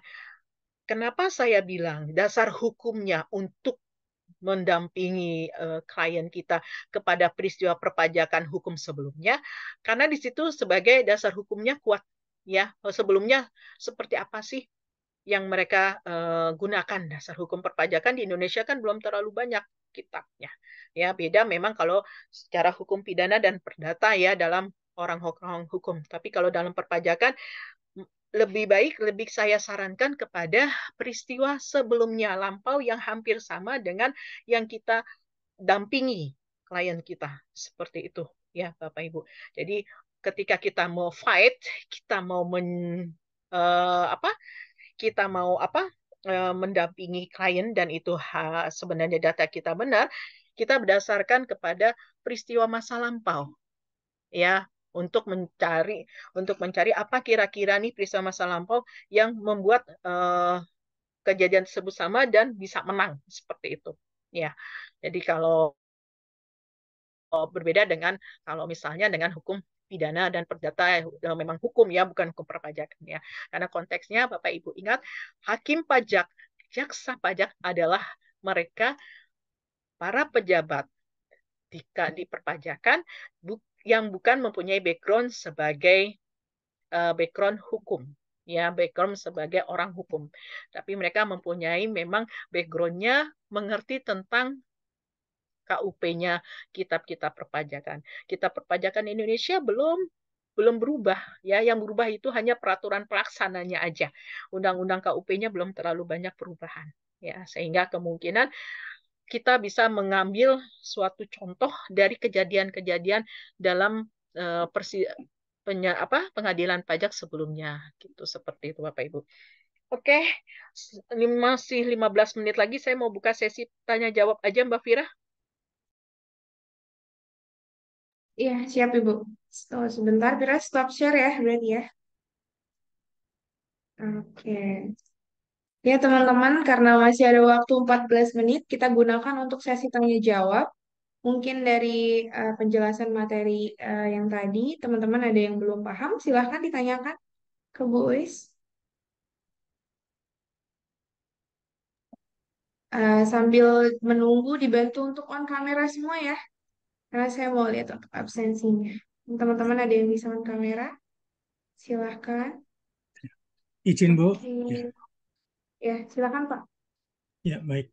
Saya mau agak minta penjelasan sedikit tentang banding Ya, ini. ya, Apakah kalau bayangan saya yang ada kan banding misalnya untuk PPN atau PPh ya, badan. Kalau yang wajib pajak yang pribadi ini apakah bisa ya. sampai ke banding, Bu? Terima kasih. Ya, Eh, oke, baik Pak. Makasih. Kalau untuk saat ini ya kejadian ke PPHOP, kalau sampai banding, banding secara pribadi enggak ya Pak. Tapi banding dia sebagai pemilik perusahaan, iya ada. Ya, kejadiannya untuk banding seperti itu. Jadi dia sebagai pemilik perusahaan yang mengajukan banding. Ya, kalau untuk pembanding secara pribadi dia mengajukan banding bahwa dia ada utang pajak yang seperti ini, kasusnya seperti dengan yang badan-badan tidak ada, Pak. Yang saya tahu ya, selama saya jadi praktisi perpajakan. Jadi kalau pribadi secara bandingnya untuk dia sebagai pemilik perusahaan ada, tetap secara mengikuti proses pengadilan pajak ya untuk PPh badan. Tapi kalau untuk PPHOP yang saya pernah temui untuk PPHOP itu secara pribadi ya Pak, secara pribadi saya belum pernah menemui kasusnya seperti itu Pak Soeharto. terima Iya, kasih Bu. iya sama-sama. Ada lagi Pak Wendy mungkin, Hmm. Pak Rifan, ayo sebagai pengacara persiapan. Udah sebagai pengacara, udah punya brevet, udah kuasa hukumnya udah kuat banget nih ya. Nanti Siap, benar-benar begitu. Pak.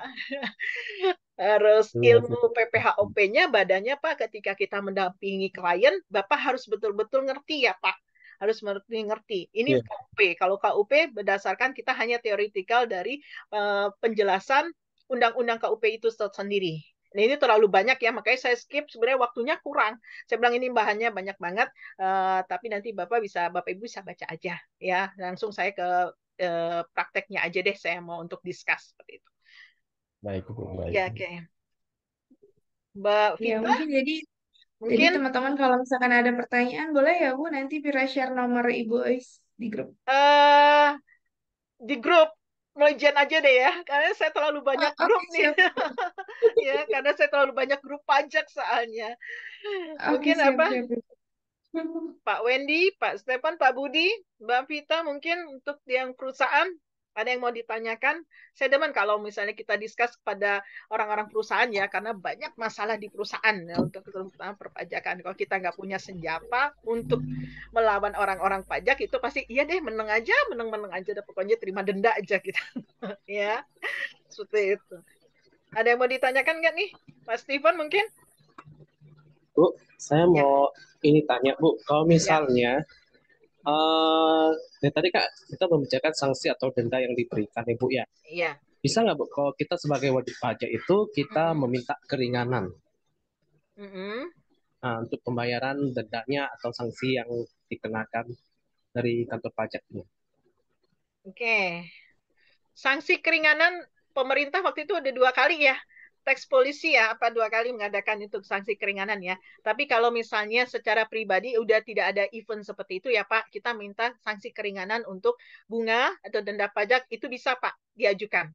Sambil kita melengkapi data-data memang misalnya gini, untuk pembayaran kurang pajak, bayarnya pajak aja perusahaan kita nggak punya uang loh Pak. Kita nggak ada ini penghasilan segini. Kita aja masih terutang kepada vendor ada cukup banyak. Begitulah Bapak bisa memberikan suatu alasan bahwa likuiditas perusahaan kita memang tidak sanggup untuk membayar, jangankan untuk membayarkan sanksi, membayarkan hutang perusahaan aja itu secara dicicil tidak mampu seperti itu Pak Wendy. Bisa Pak minta keringanan. Dan itu biasanya disetujui ya. Yang penting orang pajak itu maksudnya disetujuinya biasanya 50% Pak. Jadi misalnya sanksinya 100 juta, itu mereka hanya bisa mengabulkan 50 juta aja. Karena 50 juta kan mereka harus masuk sebagai target ya, target KPP, penghasilan KPP. Seperti itu. Tapi bisa Pak diajukan untuk pengurangan sanksi bunga. Untuk Pak Wendy. Oke, terima kasih Bu. Oke, ya sama-sama. Oke, ada lagi Pak Budi, Pak Mbak Vita, ya kalau misalnya di ini, oh mungkin nanti di PPHOP, di badan ya lebih greget nih sebenarnya nih. Mudah-mudahan bisa banyak kasus-kasus yang bisa dibawa ke dalam diskusi repotnya ya, karena yang dari Zen ini kebanyakan yang turun adalah praktisi-praktisi. Ya, saya praktisi juga, saya dosen juga Bapak Ibu. Nah, terus ya terlalu banyak pekerjaan saya ya, karena sampai 3 bulan ini saya agak meninggalkan Zen untuk mengajar. Baru kali ini saya mengajar lagi. Jujur 3 bulan kemarin saya tidak mengajar di Zen. Mengajarnya kebanyakan di luar ya, karena saya masuk kepada Asosiasi Dosen Akuntansi. Itu di sana lebih banyak di luarnya daripada di dalam Zen seperti itu. Oke, ada yang mau ditanyakan lagi nggak? Ya, Ibu mau silahkan. Boleh, Pak Rifan, silakan. ya, Ibu mau nanya Bu, terkait sanksi pidana, apakah ketika seorang wajib pajak itu tidak mampu membayar denda, maka digiring ke pengadilan umum ya untuk denda kayak gitu. Pengadilan umum, pengadilan pajak ya Pak ya. Oke, pengadilan Untuk Ska- pidana di pidana. penjara. Oke, pidana. Begini Pak. Jadi sebelum dijatuhkannya sanksi kurungan ya pidana, maka objek misalnya wajib pajak tersebut akan pastikan disita ya. Hartanya tuh tersebut akan disita Pak. Nah, sebelum sebelum mereka masuk kepada pidana, penyitaan jumlah harta tersebut akan dihitung oleh pihak perpajakan. Apakah yang itu akan dilelang, Pak? Nanti kan ada di slide itu ya tentang lelangnya. Apakah harta dari WP tersebut jumlahnya melebihi atau kurang dari terutang pajaknya? Seperti itu. Nah, kalau misalnya memang dia asetnya melebihi, ya kemungkinan dari hasil lelang dia tidak akan kena kurungan pidana gitu. Jadi pada saat memang dia sudah terkena masuk kepada pengadilan pajak, pihak polisi pun yang tadi saya sudah jelaskan tidak bisa mengganggu gugat misalnya ada hukum-hukum pidana lain tidak, karena langsung asetnya dibekukan oleh pajak. Ya, maksudnya apa? Untuk membayar terutang pajaknya tersebut. Seperti itu, Pak. Jadi jarang ya yang masuk memang yang masuk kebanyakan kepada pengadilan pajak masuk penjara ada kalau memang asetnya nggak ada, terus dia tidak mampu membayar, dia sudah pasrah, memang pasan badan, ada itu kejadian, ya, dan itu tidak lama, paling cuma 1 atau 2 tahun, tidak sampai 6 tahun, seperti itu Pak Rifan yang terjadi. Siap, siap, siap, Iya, siap. Terima kasih Ibu. iya sama-sama. Oke, ada lagi? Teman-teman, sudah cukup atau masih ada yang ingin bertanya? Mbak Vita? Tidak, dia belum. Bingung dia masih ngantuk. Belum, Kayaknya udah ngantuk dari siang malam minggu. belum ada Malam minggu pertanyaan. lagi belajar pajak, aduh pusing katanya. Semua Oke. sampai sore lagi Bu belajar pajaknya. Oke, sudah cukup Pak Steven mungkin ada pertanyaan? Belum. Soalnya belum Mau masuk tanya, ke. mau Ya, tanya silakan. Bu Iwis. Oke, ya. Jadi ini kan ada kasus nih, Ya. katakanlah ada perusahaan Mm-mm. dia beberapa tahun itu dia belum ada kegiatan usahanya Ya. itu. Oke. Nah, kemudian di tahun keempat Mm-mm. perusahaan ini impor barang gitu loh, impor barang. Nah, ini Mm-mm. untuk untuk apa namanya SPT-nya itu bagaimana ya? Apa hanya apa namanya pencatatannya langsung ibaratnya dia mungkin telat telat melakukan pelaporan SPT karena apa namanya di bagian importasi itu ya mohon maaf mungkin perusahaan ini awam sekali gitu loh. Jadi masih belum belum memahami itu loh. Apakah bisa ada keringanan untuk masalah sanksinya karena baru melakukan pencatatan di tahun ketiga gitu. Bagaimana itu? Oke, baik. Gini, Pak. Ketika dia membuka suatu perusahaan, pasti kewajiban langsung melekat ya, Pak. SPT tahunannya eh, itu langsung harus, misalnya walaupun dia bukanya di Desember, Pak, ya, kewajiban langsung melekat, dia harus melaporkan, misalnya 2022, Desember dia baru membuat suatu perusahaan. Ya, walaupun 1 bulan, tetap Pak, kalau dia menggunakan tahun pajaknya adalah tahun kalender, ya, dari Januari sampai Desember, maka tahun pajak dia walaupun 1 bulan, Pak, ya, itu masuk sebagai pelaporan, ya, pelaporan tahun pajak dia. Kecuali, ya Pak, kecuali tahun pajak dia adalah mulai Desember sampai November, ya. Desember 2022 sampai November, bukan tahun kalender kan berarti ya, tapi tahun pajak dia adalah dia mulai usaha 2023. Karena apa? Tahun kalender dia, tahun pajak dia adalah Desember 2022 sampai November 2023. Nah, itu tidak terlambat, Pak. Tapi kalau dia menggunakan tahun pajaknya tahun kalender dari Januari sampai Desember, ya, Desember berarti dia sudah kewajiban perpajakan melakukan pelaporan SPT tahunan badan. Walaupun nihil dia apa dilaporkan aja nol. Ya, lampirannya apa? Ya sudah, laporannya neraca aja kalau memang belum ada penghasilan.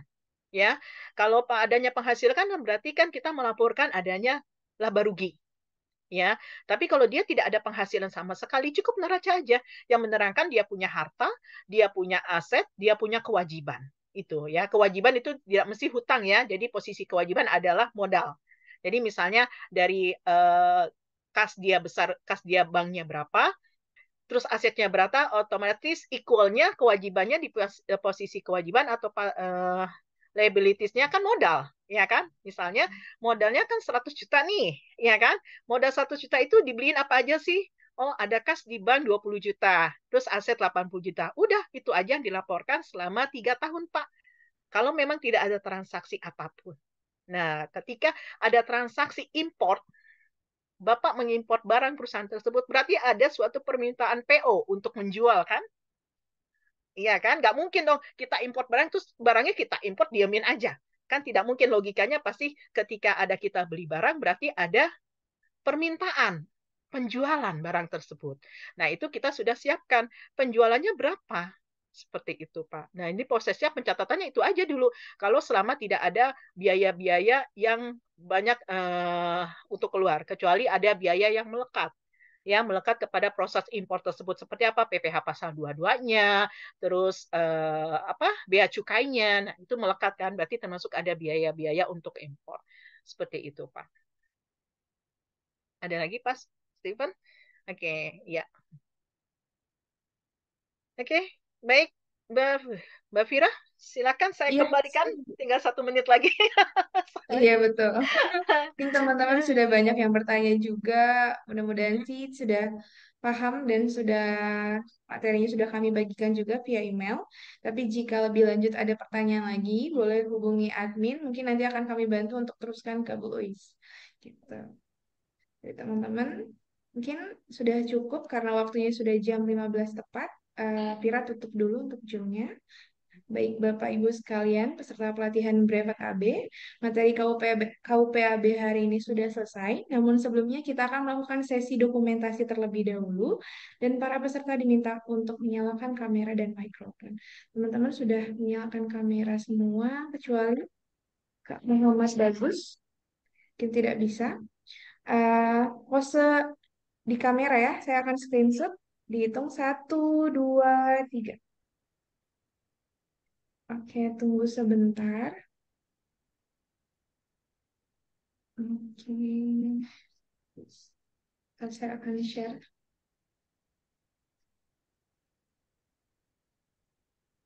Oke. Dan untuk selanjutnya kita akan bersama-sama mengucapkan terima kasih kepada Ibu Wis yang sudah menyampaikan materi untuk sesi hari ini. Terima kasih Ibu. Yuk, sama-sama. Ya, terima Makasih ya. kasih Ibu. Oke, mohon maaf ya kalau Sukses. ada salah-salah kata ya. Makasih Ya, ya. terima kasih Ibu. Siap, Izin Sukses live Bu. duluan nih ya, Makasih banyak Bu Bapak ya. Ibu ya. siap Iya, Bu Oke, Wis. sama-sama. Oke. Untuk selanjutnya akan ada beberapa informasi yang akan kami sampaikan. Di antaranya, kami akan mengirimkan link rekaman materi pelatihan hari ini ke email Bapak Ibu. Yang kedua, kami akan mengirimkan ujian soal materi pelatihan hari ini beserta deadline pengumpulannya. Yang ketiga, untuk selanjutnya, materi PPH Potput hari Sabtu 8 Juli 2023 adalah yang akan diampu oleh Bapak Lukman Hakim, SEMM, yang akan dimulai pukul 09.00 sampai 15.00 waktu Indonesia Barat. Untuk link Zoom meeting akan kami kirimkan 15 menit sebelum pelatihan dimulai. Demikian informasi yang dapat kami sampaikan dan serta sudah dapat meninggalkan ruang Zoom meeting. Terima kasih teman-teman. Terima kasih. Assalamualaikum. Assalamualaikum.